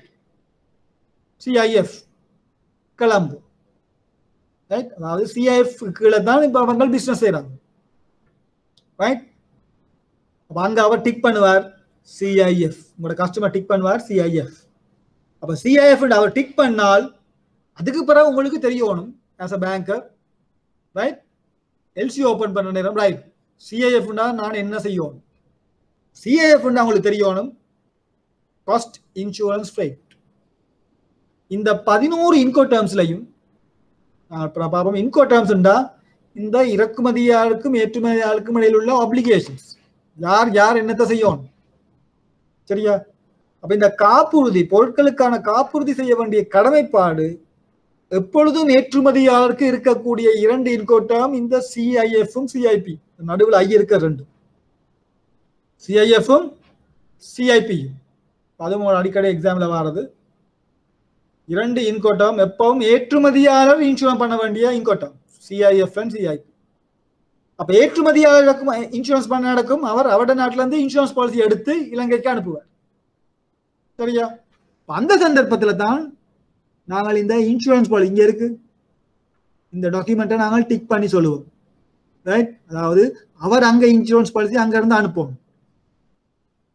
இது சிஎஃப்ஆர் இருந்தால் இந்த இன்சூரன்ஸ் பாலிசி நாங்கள் டிக் பண்ண மாட்டார். ஏன்? அவர் இங்க செய்யும், ரைட்? சிஐஎஃப் அல்லது சிஐபி தான் எக்ஸ்போர்ட்டர் இன்சூரன்ஸ் பண்ணணும். அப்ப அவர் இங்க டிக் பண்ணுவார். காரணம் எங்களுக்கு அங்க இருந்து இன்சூரன்ஸ் பாலிசி டாக்குமெண்ட் வரும். இதுதான் நாங்கள் எல்சியில கால் பண்ற டாக்குமெண்ட்ஸ், சரியா? அந்த இன்கோடர்மை பொறுத்து இந்த கால் பண்ற டாக்குமெண்ட்ஸ்ல சில வித்தியாசங்கள் இருக்கு. அது நீங்கள் அந்த எல்சியை ஸ்ட்ரக்சர் பண்ணதான் உங்களுக்கு தெரியும். சிஐஎஃப் போட்டுட்டு நீங்கள் இந்த இன்சூரன்ஸை கால் பண்ணாட்டி என்னது அது உங்களோட பிள்ளை. சிஐஎஃப் கரெக்டாக அங்கே இந்த இன்சூரன்ஸ் பாலிசி வரும். அப்போ அதை நீங்கள் டிக் பண்ணி போட்டு அதுக்குரிய கிளாஸஸை மாற்றி எல்சியில் டைப் பண்ணுவோம். இந்த 11 இன்கோடர்ம் நான் சொன்ன சியும் எஃப்பும் தான் கூட இலங்கையில பாவிக்கிறது. அதுலயும் அநேகமான ஷிப்மெண்ட்ஸ் இந்த எஃப்ஓபி, சிஎஃப்ஆர், சிஐஎஃப் இந்த 3 தான் அநேகமாக இலங்கையில வர ஷிப்மெண்ட்ஸ். FOB, CFR, CIF. இந்த 3லையும் பார்த்தீங்கன்னா உங்களுக்கு தெரியும் சிஐஎஃப் இன்சூரன்ஸ் ஏற்றுமதியாளர் நாட்டில் நடைபெறுது. அப்ப இன்சூரன்ஸ் டாக்குமெண்ட் அங்கிருந்து வருது. இந்த எஃப்ஓபியும் சிஎஃப்ஆரும் ரைட் எங்களுடைய இம்போர்ட்டர் இறக்குமதியாளர் அந்த காப்புறுதியை மேற்கொள்ள வேண்டும். இந்த எல்சி கீழே இன்சூர் பண்ணும். எப்பவும் நீங்கள் எஃப்ஓபி, சிஎஃப்ஆர் கட்டாயம் இன்சூரன்ஸ் உங்களுடைய கஸ்டமர் இலங்கையில இன்சூரன்ஸ் பாலிசி எடுத்து போட்டு அதை கொண்டு வந்து தரணும். எப்ப எல்சி ஓபன் பண்ண முந்தி, ரைட்? அந்த இன்சூரன்ஸ் எடுத்து போட்டு தான் நீங்கள் எல்சி ஓபன் பண்ணணும். சில நேரம் அவர் இன்சூர் பண்ண மாட்டார். சில நேரம் அவர் சொல்லுவார், ரைட் நீங்கள் எல்சி ஓபன் பண்ணுங்க, நான் பிறகு கொண்டு தரேன் இன்சூரன்ஸ் பாலிசியை, ரைட்? நீங்களும் கஸ்டமர்ட என்னது அந்த வேர்டுக்காக எல்சி ஓபன் பண்ணிடுவீங்கள், ரைட்? ஆனால் பிறகு கஸ்டமர் மறந்துடுறார் அதை இன்ஷூர் பண்றதுக்கு. பொருட்கள் காப்புறுதி செய்யப்படவில்லை, பொருட்கள் கப்பல் ஏற்றப்படுது, இடையில என்னது கப்பல் நெருப்பு பிடிக்குது, அப்படி கப்பல் மூழ்குது, என்ன நடக்கும்? பொருட்கள் எல்லாம் அழிவடைந்து விடும், டேமேஜஸ். ரைட், அதுக்கு யார் பொறுப்பு? என்ன நடக்கும்? அங்க எவ்விதமான இன்சூரன்ஸும் இல்லை, ஏற்றுமதியாளருக்கும் கடமைப்பாடு இல்லை. அவர் அங்க பொருட்களை இந்த இன்கோடம்ஸுக்கு அறைவாக பொருட்களை கையளித்து விட்டார். அதற்குரிய காப்புறுதியை இறக்குமதியாளர் செய்ய தவறும் எடுத்து அதற்குரிய நட்டத்தை யார்? இறக்குமதியாளர் இல்லை. நீங்கள் டாக்குமெண்ட்ஸ் வந்த உடனே நீங்கள் பே பண்ணிட்டீங்க. ரைட், குட்ஸ் வர முந்தி டாக்குமெண்ட்ஸ் சப்மிட் பண்ணிட்டார், டாக்குமெண்ட்ஸ் கிளீன், நீங்கள் பேமெண்ட் செஞ்சிட்டீங்க. நீங்கள் பேமெண்ட் செய்த பிறகு தான் நியூஸ் வருது, என்னது இடையில கப்பல் மூழ்கிட்டு இல்லாட்டி நெருப்பு பிடிச்சிட்டு. பிறகு நீங்கள் இன்சூரன்ஸை பார்க்குறீங்க, அங்கே என்னது, அங்கே ஒரு விதமான இன்சூரன்ஸும் இல்லை. அதுக்குரிய டேமேஜஸ் யார் பொறுப்பேற்க வேண்டும்? வங்கிக்குத்தான் லாஸ். கவனம். ஆக வங்கிகள் ஸ்பெஷலி FOB CFR டேர்முக்குள்ள நீங்கள் எல்சி ஓப்பன் பண்ணிடுறோம், கட்டாயம் உங்களோட கஸ்டமர் இன்சூரன்ஸை எடுத்து போட்டு தான் எல்சி ஓப்பன் பண்ணணும். ரைட், இப்போ இந்த இன்கோட்டாவை பொறுத்த வரையில் என்ன இன்கோட்டா, அதற்கான முன்னேற்பாடை நீங்கள் மேற்கொள்வோம். பிறகு இந்த ஆவணங்கள் இதில் கஸ்டமர் டிக் பண்ணுவார், என்னென்ன தனக்கு இந்த டாக்குமெண்ட்ஸ் வேணும். சைன் கமர்ஷியல் இன்வாய்ஸ், நான் ஏற்கனவே போன வகுப்புலையும் சொன்னேன். ஆர்டிகல் 18 UCP 600 கமர்ஷியல் இன்வாய்ஸ் தொடர்பான சில விடயங்கள் கூறப்பட்டுள்ளது. கமர்ஷியல் இன்வாய்ஸ் என்றால் வர்த்தக விலைப்பட்டியல். ரைட், வர்த்தக விலைப்பட்டியல் UCP அமைவாக கையொப்பம் இடப்பட தேவையில்லை. ஆனால் எங்களுடைய இலங்கையின் நாட்டு சட்ட திட்டங்களுக்கு அமைவாக, அதாவது கஸ்டம்ஸ் ரெகுலேஷனுக்கு அமைவாக எங்களுடைய நாட்டுக்கு வரும் வர்த்தக விலைப்பட்டியல்கள் கையொப்பம் இடப்பட்டிருக்க வேண்டும், சைன். அதற்காக தான் நாங்கள் எல்சி அப்ளிகேஷன்ல சொல்லுவோம் சைன் கமர்ஷியல் இன்வாய்ஸ். அப்போ ஒரு கமர்ஷியல் இன்வாய்ஸ் சைன் பண்ணாடி நாங்கள் சொல்லுவோம் டிஸ்கிரிபன்சி. ரைட், திருப்பி என்னது UCP ஆர்டிகல் 18 சொல்றது commercial invoice need not be sign, கையொப்பமிட தேவையில்லை. ஆனால் நாங்கள் எல்சியில் அதை ஓவர் ரூல் பண்றோம், sign commercial invoice. LC terms and கண்டிஷன்ஸுக்கு அமைவாக இருக்கும். திருப்பியும் ஆர்டிகல் 2 நாங்கள் பார்த்தோம் கம்ப்ளைண்ட் பிரசன்டேஷன், ஒரு இணங்கிய சமர்ப்பிப்பு, ஒரு எல்சிக்கு இணங்கிய சமர்ப்பிப்புன்னா 3 விடயங்கள். ரைட், ஒரு கல்வியை கூட கேட்டது கூட எக்ஸாம்ல 3 விடயங்கள். ஒன்று எல்சி டேர்ம்ஸ் அண்ட் கண்டிஷன், அதுதான் அடிப்படை. உங்களோட கஸ்டமர் சொல்ற டேர்ம்ஸ் அண்ட் கண்டிஷன் இதான், அவர் அப்ளிகேஷனை ஃபில் பண்ணணும், அதுதான் டேர்ம்ஸ் அண்ட் கண்டிஷன்ஸ். அவர் சொல்றார் சைன் கமர்ஷியல் இன்வாய்ஸ், அதுக்கேற்ற மாதிரி இன்வாய்ஸ் வரணும், சைன் பண்ணி கமர்ஷியல் இன்வாய்ஸ் வரணும், terms and condition of LC. ரெண்டாவது UCP ஆர்டிகல்ஸ். ரைட், இங்க பார்ஷியல் ஷிப்மெண்ட் உங்களோட கஸ்டமர் சொல்ல இல்லை, நீங்களும் சொல்ல இல்லை. ரைட், பார்ஷியல் ஷிப்மெண்ட் வந்துட்டு என்ன செய்ய போறீங்க? UCP விதிகளை ரிஃபர் பண்றீங்க, அங்க சொல்லுது பார்ஷியல் ஷிப்மெண்ட் அலோவ். அப்ப கஸ்டமர் சைலண்ட், நீங்களும் சைலண்ட். எப்படி அதை பார்க்க கருத போறீங்க?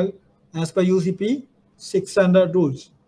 ஸோ இரண்டாவது நீங்கள் டாக்குமெண்ட் செக் பண்ணுறதுக்கு என்னது? ஒன்றாவது எல்சி டேர்ம்ஸ் அண்ட் கண்டிஷன்ஸ், ரெண்டாவது UCP 600 விதிகள். ரைட், UCP 600 விதிகளுக்கு அமைவா. மூன்றாவது இன்டர்நேஷனல் ஸ்டாண்டர்ட் பேங்கிங் பிராக்டிஸ் சொல்லுவோம். Right, ISBP, international standard banking practice. Right, சர்வதேச ரீதியில், அதாவது வங்கிகளின் நடைமுறை செயல்முறை விதிகள். Right, ISBP. அது உங்களோட சிலபஸ்ல இல்லை.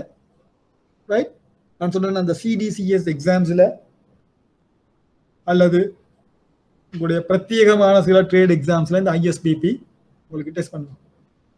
அதுக்கான பேராகிராஃப்ஸ் இருக்கு, ஒவ்வொரு ஆர்டிக்கலுடன் தொடர்புடைய பேராகிராஃப்ஸ் சொல்லுவோம். அந்த ஆர்டிக்கலை பத்தி UCP ஆர்டிக்கலோட மேலதிகமாக விவரிக்கும் ஒரு பப்ளிகேஷன் தான் அந்த ISBP. திருப்பியும் ICCயால பிரசுரிக்கப்பட்ட பப்ளிகேஷன். உங்களுக்கு தெரியும் UCP 600 தான் நடைமுறையில் உள்ளது. அதுக்கேற்றவாறு விளக்கங்களை தருவதுதான் இந்த லேட்டஸ்ட் ISBP. அது உங்களோட எக்ஸாம்ல இல்லை. ஆனால் உங்களுக்கு தெரியணும் இணங்கிய சமர்ப்பிப்பு என்னன்னு கேட்டால் இந்த 3 கோட்பாடுகளுக்கு அமைவாக ஆவணங்கள் சமர்ப்பிக்கப்பட்டால் தான் அது இணங்கிய சமர்ப்பிப்பு. என்ன முதலாவது terms and conditions of the LC, ஆவண கடிதத்தின் நியதிகளும் நியமங்கள். இரண்டாவது யூசிபி 600 விதிகளுக்கு அமைவாக. மூன்றாவது இன்டர்நேஷனல் ஸ்டாண்டர்ட் பேங்கிங் பிராக்டிஸ். இந்த 3 நியதிகளுக்கு அமைவாக ஆவணங்கள் சமர்ப்பிக்கப்படும் பொழுது அது கம்ப்ளைங் பிரசன்டேஷன், இணங்கிய சமர்ப்பிப்பு என கருதப்படும். சரியா? இந்த ஆவணங்கள் நீங்கள் கால் பண்ணி இருந்தால் முதல்ல அந்த ஆவணங்கள் உங்களுக்கு வரும். இதுல எல்லாம் நீங்க டிக் பண்ணியிருந்தா எல்லா டாக்குமெண்ட்ஸும் உங்களுக்கு வரும். ஏதாவது ஒரு டாக்குமெண்ட் வராட்டி அதோட டிஸ்கிரிபன்சி. நீங்க சொல்லுவீங்க பேக்கிங் லிஸ்ட்டை டிக் பண்றீங்க, பிறகு டாக்குமெண்ட்ஸ் வருது, பேக்கிங் லிஸ்ட் வரையில். அப்போ அது என்னது discrepancy, packing list not submit. Right? ஆனா பேக்கிங் லிஸ்ட் டிக் பண்றீங்க, டாக்குமெண்ட்ஸ் வருது, ஆனால் நீங்கள் கேட்ட மாதிரி அங்க டாக்குமெண்ட்ஸ் இல்லை, திருப்பியும் அது ஒரு டிஸ்கிரிபன்சி. சரியா? முதலாவது நீங்கள் கோரப்பட்ட ஆவணங்கள் எல்லாம் வந்திருக்குதான்னு பார்க்கணும். பிறகு ஒவ்வொரு ஆவணத்தையும் எல்சியோட செக் பண்ணணும். எல்சியோட செக் பண்ண நேரம் தான் ரைட். நீங்கள் எல்சியில போடப்பட்ட விடயங்கள் என்ன, பிறகு யூசிபி 600ல கூறப்பட்ட விடயங்கள் என்ன, பிறகு ஐஎஸ்பிபியில கூறப்பட்ட விடயங்கள் என்று நீங்கள் செக் பண்ணணும். அப்ப இந்த டாக்குமெண்ட் செக் பண்றவங்க பொதுவாக இந்த இம்போர்ட் எக்ஸ்போர்ட் டிவிஷன்ல குறிப்பாக இந்த யூசிபி 600 ஐஎஸ்பிபி பற்றிய பூரண அறிவு இருத்தல். அதிலும் முக்கியமாக இந்த எக்ஸ்போர்ட்ஸ் டாக்குமெண்ட் செக் பண்றது. உங்களுக்கு தெரியும் இம்போர்ட்ஸ் ஏற்கனவே அங்கு ஆவணங்கள் சமர்ப்பிக்கப்பட்டு ஏற்றுமதியாளர் நாட்டின் வங்கிக்கு அவங்க செக் பண்ணுவாங்க. அவங்க செக் பண்ணி போட்டு தான் உங்களுக்கு டாக்குமெண்ட்ஸ் வரும். அது ஏற்கனவே பரிசோதிக்கப்பட்ட ஆவணங்களை நீங்கள் மீண்டும் பரிசோதிக்கிறீங்க. அங்க கொஞ்சம் இடர் குறைவு. மற்றது என்னது உங்களோட இம்போர்ட்ஸ் டாக்குமெண்ட். உங்களோட கஸ்டமர்ஸ் எப்பவும் இலங்கையில எப்ப டாக்குமெண்ட்ஸ் வரணும்னு பார்த்து கொண்டிருப்பாங்க. வந்தோடனே பே பண்ணி டாக்குமெண்ட்ஸ் எடுப்பாங்க. காரணம் அவங்களுக்கு இம்போர்ட்ஸ் தேவை. அப்ப அங்க டாக்குமெண்ட்ஸை செக் பண்ணி டிஸ்கிரிபன்சி இருந்து ரிஜெக்ட் பண்ற சான்சஸ் வெகு குறைவு. ஆனால் எக்ஸ்போர்ட் அப்படி இல்லை. பொதுவாக ஒரு பேங்க்ல இம்போர்ட்டும் எக்ஸ்போர்ட்டும் நாங்கள் சொல்லுவோம் 2 எக்ஸ்ட்ரீம்ஸ். நீங்கள் இம்போர்ட்ஸ்ல ஒர்க் பண்ற மாதிரி எக்ஸ்போர்ட்ஸ்ல ஒர்க் பண்ண முடியாது. எக்ஸ்போர்ட்ஸ்ல உங்களோட ஏற்றுமதியாளர் கொண்டு ஆவணங்களை தர நேரம் நீங்கள் வலு கவனமாக செக் பண்ணணும். ஏன் நீங்க தான் ஃபர்ஸ்ட் செக் பண்றீங்க. ஃபர்ஸ்ட் செக் பண்ணி நீங்கள் டாக்குமெண்ட்ஸ் அனுப்புறீங்க. அனுப்பி போட்டு அங்க டாக்குமெண்ட்ஸ்ல ஏதாவது டிஸ்கிரிபன்சி கண்டுபிடிச்சு அனுப்பினால் பிறகு அது உங்களுக்கு பாதிக்கும். காரணம் ஏன் நீங்கள் டாக்குமெண்ட்ஸ் செக் பண்ணி எல்லாம் ஓகேன்னு நீங்கள் உங்களோட கஸ்டமருக்கு பே பண்றீங்க. உங்களோட கஸ்டமர் எக்ஸ்போர்ட்டருக்கு பே பண்ணணும், எக்ஸ்போர்ட்டர் காசு எடுத்து போட்டு போயிடுவார். பிறகு அங்க இருந்து காசு வராமல் டிஸ்கிரிபன்சி கோட் பண்ணி உங்களுக்கு பேமெண்ட் வராட்டி சில நேரம் அந்த நட்டத்தை நீங்கள் எதிர்கொள்ள வேண்டி வரும். அதுக்காக இந்த யூசிபி ஐஎஸ்பிபி தொடர்பான பூரண அறிவு ஸ்பெஷலி எக்ஸ்போர்ட் டிபார்ட்மெண்ட்ல டாக்குமெண்ட் செக் பண்றவங்களுக்கு இருக்கும். இம்போர்ட்ஸ் டிபார்ட்மெண்ட்ல டாக்குமெண்ட்ஸ் செக்கோட ஒப்புற நேரம். சரியா? அப்ப இந்த டாக்குமெண்ட்ஸை பார்த்தீங்கன்னா இந்த டாக்குமெண்ட்ஸ் ரைட் இன்வாய்ஸ் என்றால் முத பார்ப்பீங்க இந்த எல்சியில் என்ன சொல்லியிருக்கு, பிறகு யூசிபி ஆர்டிகல்ல என்ன சொல்லுது, பிறகு ஐஎஸ்பிபில என்ன சொல்லுது. ரைட்? உதாரணத்துக்கு இதுல சைன் கமர்ஷியல் இன்வாய்ஸ் உங்களுக்கு தெரியும் ஆர்டிகல் 18 சொல்லுது சைன் பண்ண தேவையில்லை. ஆனால் எல்சியில சொல்றீங்க சைன், அப்ப கட்டாயம் சைன் பண்ணி இருக்கும். 1 ஒரிஜினல் அண்ட் காப்பீஸ். திருப்பியும் யூசிபி ஆர்டிகல்ல பிரத்யேகமான ஆர்டிகல் ஒன்று இருக்கு, ஒரிஜினல் டாக்குமெண்ட்ஸ் அண்ட் காப்பீஸ். அதுக்கேற்ற மாதிரி நீங்கள் பார்க்கணும் அந்த டாக்குமெண்ட்ஸ். பிறகு ஷோயிங் நாங்கள் சொல்லுவோம் இங்க சிஐஎஃப் என்றால் சிஐஎஃப் நாங்கள் சொல்லுவோம் showing CIF break down separately. பொதுவாக இந்த CIF breakdown cost insurance freight. அப்போ அங்கே இன்வாய்ஸ்ல போட்டிருப்பாங்க காஸ்ட் எவ்வளவு, இன்சூரன்ஸ் எவ்வளவு, ஃப்ரைட் எவ்வளவு. அதுதான் அந்த பிரேக் டவுன் சொல்லுவோம். இப்போ அந்த பிரேக் டவுன் அங்கே இல்லாட்டி நாங்கள் அதை சொல்லுவோம் அதோட டிஸ்கிரிபன்சி. 100,000 அங்கே 100,000 ஃபுல் டோட்டல் இருக்கும், ஆனால் இன்வாய்ஸ்ல பிரேக் டவுன் இருக்காது. ஆனால் நாங்கள் பிரேக் டவுன் வேணும்னு சொன்னோம் இன்வாய்ஸில். அப்போ நாங்கள் என்ன அதை டிஸ்கிரிபன்சியாக சொல்லுவோம் CIF breakdown not shown separately on the commercial invoice. அது ஒரு தவறு, டிஸ்கிரிபன்சி. பொதுவாக நாங்கள் டிஸ்கிரிபன்சி கோட் பண்ணி போட்டு பேங்க்ஸ் நாங்கள் சார்ஜஸ் கிளைம் பண்ணோம், டிஸ்கிரிபன்சி சார்ஜஸ். அது ஒரு திருப்பி பேங்க்குக்கு ஒரு ஃபீ பேஸ் இன்கம். ரைட்? நாங்கள் டாக்குமெண்ட்ஸை செக் பண்ணி அதில் டிஸ்கிரிபன்சிஸ் இருந்தால் நாங்கள் சொல்லுவோம் என்ன டிஸ்கிரிபன்சி இருக்கு, இது எங்களோட டிஸ்கிரிபன்சி சார்ஜஸ் நாங்கள் அந்த பேமெண்ட் அனுப்ப முந்தி அந்த டிஸ்கிரிபன்சி சார்ஜஸை கழிப்போம். அதுவும் எங்களோட ஒரு இன்கம், ரைட்? இப்போ சிஎஃப்ஆர் என்றால் நாங்கள் சொல்லுவோம் cost and freight break down, right? இங்கே காஸ்ட்டும் ஃப்ரேட்டும், ஃப்ரேட்னா உங்களுக்கு தெரியும் கப்பல் கேள்வி, கப்பல் போக்குவரத்துக்கான கட்டணம் தான் ஃப்ரேட், ரைட்? சிஎஃப்ஆர் என்றால் காஸ்ட்டும் ஃப்ரேட்டும், சிஎஃப் என்றால் காஸ்ட் இன்சூரன்ஸ் ஃப்ரேட், ரைட்? அப்புறம் இங்க ரெண்டாவது பாத்தீங்கன்னா full set shipped on board marine multimodal charter party bill of lading. நான் சொன்னேன் இந்த டிரான்ஸ்போர்ட் டாக்குமெண்ட்ஸ் ஆர்டிகல் 19 தொடக்கம் 25 வரைக்கும் வித்தியாசமான டிரான்ஸ்போர்ட் டாக்குமெண்ட்ஸ். அதுலேயும் மிக முக்கியமானதான் ஆர்டிகல் 20 இந்த மெரைன் அல்லது ஓசின் பில் ஆஃப் லேடிங் 20வது உறுப்புரை, ரைட்? சார்ட்டர் பார்ட்டிக்கு ஒரு தனியான ஆர்டிகல் இருக்கு, திருப்பி மல்டிமோடலுக்கு ஒரு தனியான ஆர்டிகல் இருக்கு, right? full set of shipped on board, full set. உங்களுக்கு தெரியும் எல்சில நாங்கள் டாக்குமெண்ட்ஸ் செக் பண்ண நேரம் இந்த இன்வாய்ஸ் தான் மிக முக்கியமானது. இன்வாய்ஸை தான் நாங்கள் முதல் செக் பண்ணுவோம் எல்சியோட, பிறகு மற்ற டாக்குமெண்ட்ஸ் எல்லாம் இந்த இன்வாய்ஸோட கரஸ்பாண்ட் பண்ணதான்னு பார்ப்போம். ஸ்பெஷலி டிஸ்கிரிப்ஷன் ஆஃப் குட்ஸ் இன்வாய்ஸும் எல்சியும் பொருந்தோணும். பிறகு மற்ற டாக்குமெண்ட்ஸ்ல பேசிக் இது இருந்தால் சரி, அதாவது பொருட்கண்ட அந்த அடிப்படை விவரணம் இருந்தால் சரி, ரைட்? மற்ற டாக்குமெண்ட்ஸ் நாங்கள் பொதுவாக இன்வாய்ஸோட செக் பண்ணுவோம். இன்வாய்ஸ் மிக முக்கியமான ஒரு ஆவணம். பிறகு இந்த பில் ஆஃப் லேடிங், ரைட்? பார்நாமம், சுமைச்சீட்டு, கப்பல் பத்திரம் என்று நாங்கள் பலவித பெயர்களை சொல்லுவோம் இந்த பில் ஆஃப் லேடிங். அதை நாங்கள் சொல்லுவோம் ஃபுல் செட், ரைட்? உங்களோட பிஎல்ல பார்த்தீங்கன்னா உங்களுக்கு தெரியும் அங்கே இஷ்யூ பண்ணியிருப்பாங்க, ரைட்?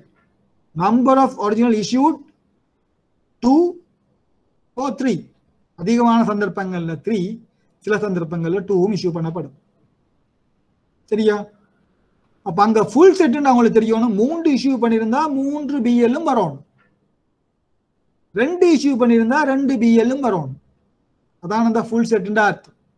ஏதாவது ஒரு பிஎல் மிஸ்ஸிங் தான் நீங்கள் கவனமா இருக்கணும் என்று அவங்களுக்கு தெரியும். பிஎல் ஒன்று மிஸ் ஆகி சில நேரம் அதை கொண்டு உங்களோட பொருட்களை விடுவிக்கலாம்,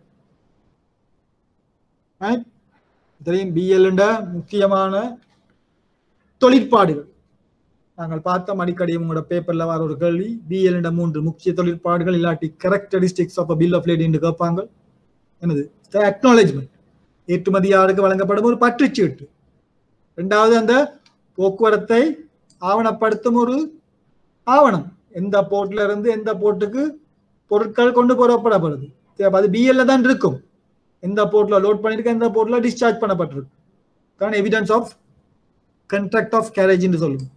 மூன்றாவது டைட்டில் டாக்குமெண்ட், உரித்துடை ஆவணம். அப்ப அந்த டாக்குமெண்ட் ஆஃப் டைட்டில் யாருடைய கையில கிடைக்குதோ அவருக்கு தான் அந்த பொருட்களுக்கான உரிமையை கோரலாம். அப்ப நீங்கள் எப்பவும் கட்டாயம் கவனமா இருக்கணும். இந்த ஃபுல் செட்டும் அந்த பொருட்களுக்கான உரித்துடைமையை கோருபவருக்கு மட்டும்தான் செல்லவும். இடையில யாருக்காவோட கையில போனாலும் அந்த பொருட்களை விடுவிப்பதற்கான சான்சஸ் இருக்கு. மிக கவனமாக இருக்கணும். நீங்கள் ஃபுல் செட் எல்சில போற நேரம் அந்த இஷ்யூ பண்ண பிஎல்க்கு அமைவாக அந்த ஒரிஜினல் பிஎல்ஸ் எல்லாம் உங்களோட கைக்கு வரும். சில நேரம் நாங்கள் சொல்லுவோம் இந்த documents to be sent in 2 slots, 2 lot. அது ஃபர்ஸ்ட் கூரியர்ல 2 பிஎல் வரும், ரெண்டாவதுல மிகுதி பிஎல். அந்த காலத்துல பாத்தீங்கன்னா கூட அந்த ஃபர்ஸ்ட் இது ஏதாவது டாக்குமெண்ட் மிஸ்பிளேஸ் பண்ணியிருந்தால் நாங்கள் செகண்ட் செட் கேட்கிறது. அப்ப அந்த ஃபர்ஸ்ட் செட்ல முதல் 2 ஒரிஜினல் பிஎல் வரும், ரெண்டாவது செட்ல 1/3 வரும், சரியா? சில நேரம் நாங்கள் 1/3 பிஎல் அட்வான்ஸ் கேட்போம். அந்த மாதிரி சந்தர்ப்பங்களும் இருக்கு எல்சியில. நாங்கள் எல்சி ஓபன் பண்ண, சரியா? உங்களை பொறுத்தவரை உங்களுக்கு தெரியணும் ஃபுல் செட் பிஎல் கட்டாயம் இருக்கும். Full set of ship on board marine bill of lading consign to the order of Seylan bank PLC, மிக முக்கியம். நாங்கள் பார்த்தோம் கலெக்ஷன்ல பில் ஆஃப் லேடிங் என்னது, வங்கிகளுக்கு கன்சைன் பண்ணப்பட முடியாது. ஆர்டிகல் 10 யூஆர்சி ஞாபகம் இருக்கும். ஆர்டிகல் 10 பொருட்கள் வங்கிகளின் பெயருக்கோ அல்லது விலாசத்திற்கோ முகவரி இடப்படக்கூடாது. ஆனால் எல்சியில நாங்கள் ஒரு நாளும் பில் ஆஃப் லேடிங்க எங்களோட கஸ்டமர்ட பேருக்கோ அல்லது ஆர்டருக்கோ நாங்கள் கன்சைன் பண்ண சொல்ல மாட்டோம். காரணம், இந்த ஆவணங்களுக்கான கொடுப்பனவை வங்கிகள் முதலில் மேற்கொள்ளும். சரியா? அதுக்காக அந்த பொருட்களுக்கான உரித்துடைமையை பெற்றுக்கொள்வதற்காக நாங்கள் அந்த பில் ஆஃப் லேடிங்கை வங்கிகளின் பேருக்கு முகவரியிட சொல்லும். பில் ஆஃப் லேடிங் அப்போ எல்சியில கன்சைன் பண்ணப்படும் to the order of bank. எந்த பேங்க் இஷ்யூ பண்ணுதோ அந்த பேங்க் பேருக்கு நாங்கள் அந்த பிஎல்ல கன்சைன் பண்ணோம். Marked freight prepaid collect. இந்த விஷயம் கூட இன்கோட்டர்மை பொறுத்து. மார்க் ஃப்ரேட் ப்ரீபெய்டோ கலெக்ட். ஒரு பிஎல்ல சில நேரம் ஃப்ரேட் ப்ரீபெய்டு இருக்கும், சில நேரம் ஃப்ரேட் கலெக்ட் இருக்கும். ஃப்ரேட் ப்ரீபெய்டு என்றால் அந்த கப்பல் கேள்வி முன்கூட்டியே செலுத்தப்பட்டது. ஃப்ரேட் கலெக்ட் என்றால் கப்பல் கேள்வி சேகரிக்கப்படவும். அது முன்கூட்டியே செலுத்தப்பட்டதா அல்லது சேகரிக்கப்பட வேண்டுமா என்றதை நீங்கள் இந்த இன்கோட்டர்மை பொறுத்து தான் விளங்க. உதாரணத்துக்கு இந்த எஃப்ஓபி ப்ரீ ஆன் போர்டுன்னு சொல்லுவோம். FOB right. இன்கோட்டம் பார்க்க நேரம் எஃப்ஓபி என்றால் கப்பல் தளத்தில், அது ஏற்றுமதியாளரின் நாட்டில் கப்பல் தளத்தில் பொருட்களை ஒப்படைத்ததுடன் ஏற்றுமதியாளரின் கடமைப்பாடு முடிந்துவிடும். சரியா? அதுக்கு பிறகு அந்த கப்பல்ல இருந்து பொருட்களை கொண்டு வரும் பொழுது அந்த காவுகை ஒப்பந்தம் என்று சொல்லுவோம், கான்ட்ராக்ட் ஆஃப் கேரேஜ். அந்த காவுகை ஒப்பந்தத்தை மேற்கொள்ள வேண்டியது இறக்குமதியாளரின் கடமைப்பாடு. அப்ப அவர் அந்த ஒப்பந்தத்தை மேற்கொள்ளும் பொழுது அந்த போக்குவரத்திற்கான கட்டணத்தையும் இறக்குமதியாளர் செலுத்தவர். அப்ப இறக்குமதியாளர் எப்பொழுது செலுத்துவார்? அந்த பொருட்கள் அவரது நாட்டு துறைமுகத்திற்கு வந்து பொருட்கள் இறக்கப்படும் பொழுது அதற்கான கேள்வை செலுத்த வேண்டும். அதுக்காகத்தான் அந்த சொல்லுவோம் ஃப்ரேட் கலெக்ட். கப்பல் கேள்வி சேகரிக்கப்பட வேண்டும். அப்ப பிஎல்ல போட்டிருப்பாங்க ஃப்ரேட் கலெக்ட். உதாரணத்துக்கு சிஎஃப்ஆர் காஸ்ட் அண்ட் ஃப்ரேட். அங்கே நடக்கும் என்றால் ஏற்றுமதியாளர் ரைட் அந்த காவுகை ஒப்பந்தத்திற்கான போக்குவரத்து கேள்வை முன்கூட்டியே செலுத்துவார். ரைட். சி டேர்ம்ஸை பொறுத்தவரையில் ஏற்றுமதியாளர் அந்த கேள்வை செலுத்துவார். அப்பொழுது அது முன்கூட்டியே செலுத்தப்பட்டதால் அதை நாங்கள் சொல்லுவோம் ஃப்ரேட் ப்ரீபெய்ட். இப்போ சி டேர்ம்ஸ்ல வாரணம் உங்களுக்கு தெரியும் ப்ரீபெய்ட். எஃப் டேர்ம்ஸ்ல வாரணம் உங்களுக்கு தெரியும் அது ஃப்ரேட் கலெக்ட். அதுக்கேற்ற மாதிரி நீங்கள் அந்த அந்த எல்சியில டைப் பண்ணணும். ரைட். உங்களோட இன்கோட்டர்மை பொறுத்து நீங்கள் அந்த பிஎல் கிளாஸை டைப் பண்ற நேரம் எல்சியில ஃப்ரேட் ப்ரீபெய்டா கலெக்ட் ஆண்டு போடுங்க. And notify applicant. ரைட். நான் சொன்னேன் எல்சி பிஎல்ல கன்சைன் பண்ணணும் பேங்க்குக்கு. அது கீழே ஒரு காலம் இருக்கும் பிஎல்ல. நோட்டிஃபை அப்ளிகன்ட், அது இறக்குமதியாளரை நோட்டிஃபை பண்ணணும். அப்ப அதுக்கு அவருடைய பெயர் அட்ரஸ் இருக்கும், பிறகு ஷிப்பிங் ஏஜென்ட்ட பேர் அட்ரஸும் இருக்கும். பிறகு ஒரிஜினல் ஷிப்பர்ஸோ கன்சர்ன் ஏர் டிரான்ஸ்போர்ட். சில நேரம் நீங்கள் ஷீ ஷிப்மெண்ட்டுக்கு பதிலாக ஏர் ஷிப் ஆகாய மார்க்கமாக இறக்குமதி செய்யப்படும் பொழுது நாங்கள் கால் பண்றது ஏர் டிரான்ஸ்போர்ட் டாக்குமெண்ட், அது ஏர்வே பில். சரியா? அங்கேயும் குட்ஸ் கன்சைன் டு த பேங்க், பிறகு திருப்பியும் அங்க ஃப்ரேட் ப்ரீபெய்டா கலெக்ட். சரியா? சில எல்சியில் நாங்கள் ரெண்டும் வரும். சரியா? பிஎல்எம் அல்லது பில் ரெண்டையும் நாங்கள் போடலாம். அப்போ அவருக்கு விரும்பின மாதிரி எந்த மோடும் ஷிப் பண்ணலாம். ரைட். அதிகமாக இலங்கைக்கு வருது இந்த சி ஷிப். அப்போ நாங்கள் பிஎல்ல டிக் பண்ணோம். ரைட். பொதுவாக உங்களுக்கு தெரியும் பாரம் குறைந்த அவசரமாக கொண்டு வரத்துக்கு தான் நாங்கள் இந்த யா ஷிப் பண்ண பாவிக்கிறோம். காஸ்ட் கூட அதை நாங்கள் ஏர் டிரான்ஸ்போர்ட் டாக்குமெண்ட்டை டைப் பண்ணோம். பிறகு வேறு விதமான அந்த டிரான்ஸ்போர்ட் என்றால் நீங்கள் மற்ற இதாக யூஸ் பண்ணுவோம். ரைட். பொதுவாக லோக்கலுக்கு நாங்கள் good receive note, local LC, அதாவது செலான் பேங்க்ல இருந்து பேங்க் ஹவுஸ் லோனுக்கோ bank house loan Seylan bank நாங்கள் பொதுவாக எல்சி லோக்கல் எல்சி ஓப்பன் பண்ணணும் அங்கே GRN goods receive note right. அப்புறம் இன்சூரன்ஸ் பாலிசி நான் சொன்னேன் சிஐஎஃப் நாங்கள் இன்சூரன்ஸ் பாலிசி கால் பண்ணுவோம், சிஐபி இன்சூரன்ஸ் பாலிசி கால் பண்ணுவோம், மற்ற இன்கோ டேர்ம்ஸுக்கு இன்சூரன்ஸ் பாலிசி தேவை இல்லை. அப்புறம் இன்சூரன்ஸ் பாலிசிக்கும் அங்கே ஒரு பிரத்யேகமான ஆர்டிகல் இருக்கு யூசிபியில், அதுக்கேற்ற மாதிரி நாங்கள் இன்சூரன்ஸ் பாலிசியை செக் பண்ணுவோம் ரைட். முதல் எல்சி டேர்ம்ஸ்ல என்ன சொல்லியிருக்கு இன்சூரன்ஸை பற்றி, பிறகு யூசிபியில் என்ன சொல்லியிருக்கு, பிறகு ஐஎஸ்பிபியில் என்ன சொல்லியிருக்கு. ஆனால் இன்சூரன்ஸும் ஒரு முக்கியமான ஒரு டாக்குமெண்ட். இன்சூரன்ஸ் சொல்லுது original insurance policy or certificate issued or endorsed to the order of Ceylon Bank PLC right. நான் பொருட்கள் திருப்பியும் என்னது நாங்கள் பேமெண்ட் செய்யறபடியால் முதல் அதுக்குரிய இது வங்கிகள் என்ற பெயரில் என்டோஸ் பண்ணியிருக்கும். இப்போ full CIF CIP value plus இது யூசிபியின் பிரகாரம் பொதுவாக 10%, 110%. Indicating paying premium paid claims payable in Colombo அது பொதுவாக நாங்கள் போடுற கிளாசஸ் ரைட்.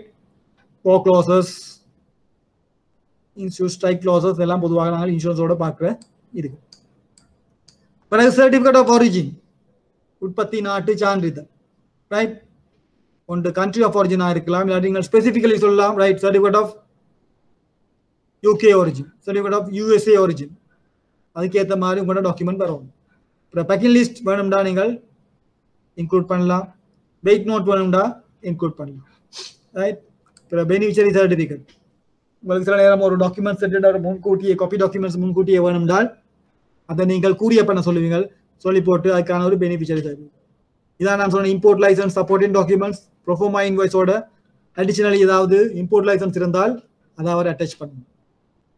ஒரு அடிஷனல் கண்டிஷன் இதான் நான் சொன்னேன், இந்த டாக்குமெண்ட்ஸுக்கு பிறந்தாக வேற ஏதாவது ஸ்பெஷல் கண்டிஷன் இருந்தால் அவர் சொல்லணும் எஸ் அப்படின்னா அவர் அந்த கண்டிஷன்ஸை என்னென்னு சொல்லணும் சரியா. அப்போ வேறு அவர் ஒரு அட்டாச்மெண்ட் பண்ணியிருப்பார், இதான் அந்த கண்டிஷன்ஸ். அந்த கண்டிஷன்ஸை நீங்கள் எல்சியில் போடணும். இந்த கண்டிஷன்ஸ் போடுற நேரம் நீங்கள் சும்மா கண்டிஷனை மட்டும் போடலாம் ரைட். அந்த கண்டிஷன் எப்பவும் ஒரு டாக்குமெண்ட் தான் எவிடன்ஸ் பண்ணும். ஒரு மிக முக்கியமான ஒரு விடயம் யூசிபியிலேயும் உங்களுக்கு சொல்லி இருக்கு சரியா ரைட். பிறகு documents to be presented within right presentation period. the presentation period பொதுவாக உங்களுடைய எக்ஸ்பைரி டேட்டுக்கும் இந்த ஷிப்மெண்ட் டேட்டுக்கும் இடையில் உள்ள வித்தியாசம். லேட்டஸ்ட் டேட் ஆஃப் ஷிப்மெண்ட்டுக்கும் எக்ஸ்பைரிக்கும் 31st மார்ச் உங்களுடைய எக்ஸ்பைரி, 15th மார்ச் உங்களோட ஷிப்மெண்ட். அப்போ அந்த 16 days டிஃபரன்ஸ் உங்களோட லேட்டர் ப்ரெசன்டேஷன் பீரியட். இப்போ நீங்கள் சொல்லுவீங்க documents presented within 16 days after the date of shipment. For banking charges outside Sri Lanka, including advising bank, negotiating bank and reimbursing bank charges, இதெல்லாம் வித்தியாசமான கட்டணங்கள். நான் சொன்னேன் எல்சி இஷ்யூ பண்ண நேரம் இஷ்யூங் பேங்க் சார்ஜஸ் அது உங்களோட லோக்கல் சார்ஜஸ். நீங்களோட எல்சியோட இஷ்யூ பண்ண நேரம் உங்களோட பேங்க் சார்ஜ் பண்ணுறது இஷ்யூங் பேங்க் சார்ஜஸ். இப்போ எல்சி சைனாக்கு போன பிறகு அந்த சைனா பேங்க் பெனிஃபிஷரிக்கு அந்த எல்சி அட்வைஸ் பண்ணுவாங்க, அங்கே ஒரு சார்ஜ் இருக்கு அட்வைசிங் பேங்க் சார்ஜ். இப்போ அந்த எல்சியை நெகோஷியேட் பண்ணால் அந்த நெகோஷியேட்டிங் பேங்க்ல சார்ஜ் இருக்கு. பிறகு ரீஇம்பர்ஸ்மெண்ட் கிளைம் கொடுத்து அதை ரீஇம்பர்சிங் பேங்க் ஒன பண்ற நேரம் அதுக்கு ஒரு சார்ஜ் இருக்கு, அதை யார் பே பண்ணுறது? அதையும் கஸ்டமர் தான் சொல்லணும், அது அவர் பே பண்ணுவாரா இல்லாட்டி ஏற்றுமதியாளர் பே பண்ணுவார். பிறகு புக்கிங் ஆஃப் ஃபார்வர்ட் எக்ஸ்சேஞ்ச் நாங்கள் படித்தோம். முதலாவது கணக்கு முன்னோக்கிய நாணய மாற்று ஒப்பந்தம் தொடர்புடைய வர கணக்கு சரியா. அப்ப இங்க எல்சிக்கு அவர் ஃபார்வர்ட் எக்ஸ்சேஞ்ச் புக் பண்றா அவர் சொல்லணும், அவர் ஃபார்வர்ட் எக்ஸ்சேஞ்ச்ல புக் பண்றாரா இல்லையான்னு. நாங்கள் பார்த்தோம் கணக்கு ஞாபகம் இருக்கா, அவர் எல்சி ஓபன் பண்ற டேட்லயே வந்தவர் பேங்கோட ஃபார்வர்ட் எக்ஸ்சேஞ்ச் கான்ட்ராக்ட் புக் பண்றார். அதே மாதிரி இன்றைக்கு அவர் எல்சி ஓபன் பண்றார், அவருக்கு தெரியும் 3 மாசத்துல இந்த டாக்குமெண்ட்ஸ் வரும், 3 மாசத்துல டாக்குமெண்ட்ஸ் வர நேரம் டாலர் ரேட் கூட போகுது. அப்ப அவர் இன்றைக்கே பேங்கோட அக்ரி பண்றார் ரைட், நான் இந்த ஃபார்வர்ட் எக்ஸ்சேஞ்ச் ரேட்டுக்கு அமைவாக இந்த டாக்குமெண்ட்ஸை நான் பே பண்ணுவேன் சரியா. அது ஒரு அங்கே அக்ரிமெண்ட், அந்த அக்ரிமெண்ட்டை நீங்கள் நோட் பண்ணி வச்சுக்கொள்ளணும். அங்கே ஃபார்வர்ட் புக்கிங்கை உங்களுக்கு டீலர்ஸ் அதை புக் பண்ணி போட்டு அந்த ரேட்டை உங்களுக்கு இன்ஃபார்ம் பண்ணுவாங்க. அந்த ரேட்ல தான் நீங்கள் அந்த எல்சி கீழே வர டாக்குமெண்ட்ஸை பே பண்ணணும். கிட்டல வந்த டிரெக்ஷன் தெரியும் உங்களுக்கு, சென்ட்ரல் பேங்க் டிரெக்ஷன் டெம்பரரி இந்த ஃபார்வர்ட் எக்ஸ்சேஞ்ச் புக்கிங்கை சஸ்பெண்ட் பண்ணியிருக்காங்க. இப்போ அதனால் இப்போ இந்த நாட்களில் உங்களுக்கு ஃபார்வர்ட் புக்கிங் செய்யலாம். காரணம் இந்த ஃபாரின் எக்ஸ்சேஞ்ச் ஃப்ளோ இதை கண்ட்ரோல் பண்ணுறதுக்கு திருப்பியும் சென்ட்ரல் பேங்க் எடுத்த ஒரு இனிஷியேட்டிவ் இந்த ஃபார்வர்ட் எக்ஸ்சேஞ்ச் புக்கிங்கை கேன்சல் பண்ணியாச்சு. ரைட், அது அடிக்கடி சென்ட்ரல் பேங்க் அவங்களோட ஒரு கண்ட்ரோல் மெக்கானிசம் இந்த ஃபார்வர்ட், அதாவது எங்களோட ஃபாரின் எக்ஸ்சேஞ்ச் ஃப்ளக்சுவேஷன்ஸை தவிர்க்கிறதுக்காக ஃபார்வர்ட் எக்ஸ்சேஞ்சை அடிக்கடி இடையில சஸ்பெண்ட் பண்ணுறோம். ரைட், அட்வைசிங் பேங்க் உங்களுக்கு தெரியும், எந்த நாட்டுக்கு நீங்கள் எல்சி அனுப்புறீங்களோ அந்த நாட்டில் ஒரு வங்கிக்கு ஊடாகத்தான் அந்த எல்சியை நீங்கள் எக்ஸ்போர்ட்டருக்கு அனுப்புவீங்க. அந்த பேங்க் தான் என்னது, அறிவுறுத்தும் வங்கி. சரியா, உங்களுக்கு தெரியும் எப்போ எல்சியை நாங்கள் இஷ்யூ பண்ணுறது பை ஸ்விஃப்ட். இதில் உங்களோட கஸ்டமர் சைன் பண்ணுவார். ரைட், 2 டிரெக்டர்ஸா 3 டிரெக்டர்ஸா, அப்போ உங்களோட மேண்டேட்டுக்கு ஏற்ற மாதிரி கஸ்டமர் சைன் பண்ணுவார். இதை ரப்பர் ஸ்டாம்ப் என்ன செய்யணும், பேங்க் நீங்கள் அந்த சிக்னேச்சரை வெரிஃபை பண்ணுவீங்க. Signature okay, LC applications complete, அவருடைய லிமிட்டை பார்ப்பீங்கள். லிமிட் ஓகே, என்ன லிமிட் ஓகே, எல்லாம் ஓகேன்ற பிறகு நீங்கள் இந்த எல்சியை டைப் பண்ணி ஸ்விஃப்ட்டில் ஒருத்தர் ப்ரிப்பேர் பண்ணுவார், ஒரு ஆஃபீஸர் அதை வெரிஃபை பண்ணுவார், இன்னொரு ஆஃபீஸர் எல்சியை ஸ்விஃப்ட்டில் ஆத்தரைஸ் பண்ணோன்னா அந்த எல்சி எந்த நாட்டு வங்கிக்கு அனுப்புறீங்களோ அந்த நாட்டில் உள்ள வங்கிக்கு அந்த எல்சி அங்கே போன பிறகு அவங்களுக்கு தெரியும் இந்த எல்சி ஒரு ஜெனுவின் எல்சி. அந்த ஏற்கனவே பார்த்தோம் எல்சி அட்வைசிங் பேங்கோட ஒரே ஒரு தொழிற்பாடு அந்த நாணய கணிதத்தின் உண்மையான நம்பகத்தன்மையை வெளிப்படுத்துறது, அதாவது அப்பரண்ட் ஆத்தென்டிசிட்டி என்று சொல்லுவோம். இது ஒரு இலங்கையிலிருந்து வந்த ஒரு உண்மையான எல்சின்றதை என்டோஸ் பண்ணி ஏற்றுமதியாளருக்கு அறிவிக்கும். ஏற்றுமதியாளருக்கு அந்த எல்சி போன பிறகு எல்சி என்ன செய்வார், அந்த எல்சிக்குள்ள ஷிப்பன் செய்து போட்டு அந்த டாக்குமெண்ட்ஸை அவருடைய வங்கியின் மூலம் செலான் பேங்க்குக்கு அனுப்பி வைப்பார். செலான் பேங்க் டாக்குமெண்ட்ஸ் வந்த பிறகு எல்சியோட டாக்குமெண்ட்ஸை செக் பண்ணி போட்டு டாக்குமெண்ட்ஸை பே பண்ணுறதுக்கு தான் நான் சொன்னேன். எல்லா வங்கிகளுக்கும் யூசிபிக்கு அமைவாக ஆவணங்கள் பெறப்பட்டு அடுத்த நாளிலிருந்து வரும் 5 வங்கி அலுவலக தினங்களுக்குள் கொடுப்பனவை மேற்கொள்ள வேண்டும். Within 5 banking days from the following the day of receipt of documents. அந்த 5 நாளைக்குள்ள நீங்கள் டிசைட் பண்ணணும் இந்த டாக்குமெண்ட்ஸ் கிளீனா இல்லாட்டி டிஸ்கிரிப்பன்ட் டாக்குமெண்ட்ஸ். கிளீன் டாக்குமெண்ட்ஸ்னா நீங்கள் உடனே பே பண்ணணும். உங்களோட கஸ்டமர் பே பண்ணாலுமோ பே பண்ணாட்டியுமோ நீங்கள் உடனே பே பண்ணணும். எப்படி பே பண்ணுவீங்க, ஒன்று கஸ்டமரோட காசு இருந்தால் கஸ்டமர்கிட்ட சொல்லி போட்டு கஸ்டமர் அக்கௌண்ட் டெபிட் பண்ணி போட்டு பே பண்ணலாம். இல்லாட்டி அவருக்கு loan facility STL short term loan facility இருந்தால் லோன் கிராண்ட் பண்ணி போட்டு பே பண்ணலாம். ரைட், அவருக்கு எந்த விதமான வசதியும் இல்லாமல் கஸ்டமர்னு சொல்லாட்டி நீங்கள் உங்களுடைய இன்டர்னல் பில்ஸ் ரிசீவபிள் அக்கௌண்ட்டை டெபிட் பண்ணி நீங்கள் பே பண்ணணும். பே பண்ணி போட்டு நீங்கள் பே பண்ண டேட்ல இருந்து உங்களோட கஸ்டமர் பே பண்ணுற வரைக்கும் என்ன அந்த டேட் வரைக்கும் இன்ட்ரெஸ்ட் அக்ரூவ் ஆகும். அதை உங்களோட கஸ்டமர் ஓடி இன்ட்ரெஸ்டாக பே பண்ணும். ரைட், இதுதான் பொதுவானது. நீங்கள் ஒரு எல்சி ஓப்பன் பண்ணி அந்த எல்சியில் டாக்குமெண்ட்ஸ் வந்தோன்னா அந்த எல்சி எப்படி நீங்கள் ரிட்டையர் பண்ணுறீங்க. ரைட், ராம்குமார் விளங்கிச்சா? அப்படி ஒரு எல்சி அப்ளிகேஷன் இது பண்ணது ஒரு பேசிக். ரைட், இந்த அண்டர்ஸ்டாண்டிங் ஒன்று இருந்தால் உங்களுக்கு கூட கஸ்டமர் வந்து கேட்டாலும் எல்சிண்டா என்ன, அந்த எல்சி எப்படி ஃபீல் பண்ணுறது, சரியா, அந்த எல்சியில் இருக்க டேர்ம்ஸ் என்ன, ரைட், அதுகள் பேசிக் திங்ஸ் அட்லீஸ்ட் பிரான்ச் லெவலில் ஒவ்வொரு ஸ்டாஃப் மெம்பரும் தெரிஞ்ச காரணம் உங்களுக்கு இம்போர்ட் எக்ஸ்போர்ட் எந்த இடத்துலையும் நடைபெறலாம். உங்களோட கேண்டியில் இருக்க ஒரு கஸ்டமர் இம்போர்ட் பண்ணலாம், ஜெஃப்னால இருக்க ஒரு கஸ்டமர் இம்போர்ட் பண்ணலாம், பெட்டிகுலர் இருக்க கஸ்டமர் இம்போர்ட் பண்ணலாம். இப்போ அவர் இம்போர்ட் பண்ணுறதுக்கு எல்சி ஓப்பன் பண்ண வேண்டிய தேவை ஏற்படும். அவர் முதலாக என்ன பிரான்ச்சில் வந்து தான் கேட்பார், எனக்கு எல்சி ஒன்று ஓப்பன் பண்ணணும். இப்போ எல்சி ஓப்பன் பண்ணுறதுக்கு நான் என்ன செய்யலாம், இந்த எல்சி அப்ளிகேஷன் எப்படி ஃபில் பண்ணுறது, சரியா.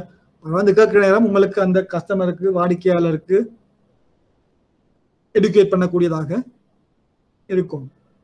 ராம்குமார் விளங்கிச்சா?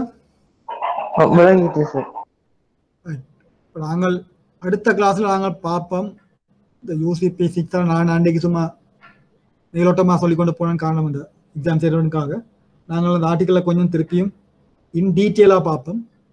ரைட், பிறகு போன முறை பேப்பரை இன்னும் ஒழுங்காக சரியாக பார்க்க இல்லை. இந்த முறை 2 கணக்கும் வந்தது. நான் ஏற்கனவே சொன்ன மாதிரி வடிவா அந்த எக்ஸ்சேஞ்ச் கணக்கும் பர்சன்ட் கணக்கு நீங்கள் விளங்க இல்லைன்னு சொன்னீங்க. பிறகு நாங்கள் இன்னொருக்கா பார்ப்போம். லாஸ்ட்டாக வந்த பேப்பர் கணக்கையும் பார்க்கலாம். இந்த 2 கணக்கையும் வடிவா செஞ்சீங்கன்னா ஈஸியாக ஸ்கோப் பண்ணலாம். இப்போ நீங்கள் கூட பாடமாக்கத்துக்கு அவ்வளோ வராது. யூஆர்சி கேள்வி, இன்கோட்டர்ம்ஸ் கேள்வி, யூசிபி கேள்வி கொஞ்சம் டெக்னிக்கல் கேள்வி. ரைட், 39 ஆர்டிக்கல் நீங்கள் படிக்கணும் யூசிபி 600ல். ரைட், ஆனால் இப்போ ட்ரேட் செய்து போட்டு நீங்கள் யூசிபியை படிக்காட்டியும் அதில் அர்த்தம் இல்லை.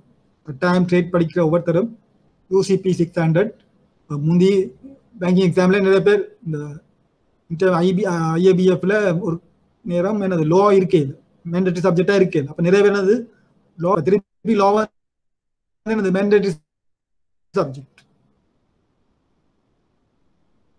பேங்க்ல இருந்து போட்டு கட்டாம என்னது உங்களுக்கு பில் ஆஃப் எக்ஸ்சேஞ்ச் தெரியாம, செக்குண்டா என்னன்னு தெரியாம, பில் ஆஃப் எக்ஸ்சேஞ்ச் என்னன்னு தெரியாம இருந்து வேலை. அது மாதிரித்தான் இன்டர்நேஷனல் ட்ரேடும் ஒரு கட்டாய பாடமாக உள்வாங்கப்பட்டது. காரணம், ஒவ்வொரு வங்கியாளரும் இந்த சர்வதேச வியாபாரம் தொடர்பாக அறிவு பெற்றிருத்தல் வேண்டும், கட்டாயம் தெரிந்திருக்க வேண்டும். அதுக்காக தான் இன்டர்நேஷனல் ட்ரேட் இப்போ ஒரு கம்பல்சரி சப்ஜெக்ட். ரைட், ஏதாவது டவுட்ஸ் இருந்தா நம்பர் உங்கள்ட்ட இருக்குதானே ராஜ்? இருக்குது சார். ஏதாவது டவுட்ஸ் இருந்தால் எனி டைம் நீங்கள் கேட்கலாம். ரைட், ஸோ இன்றைக்கு இதோட முடிப்போம்.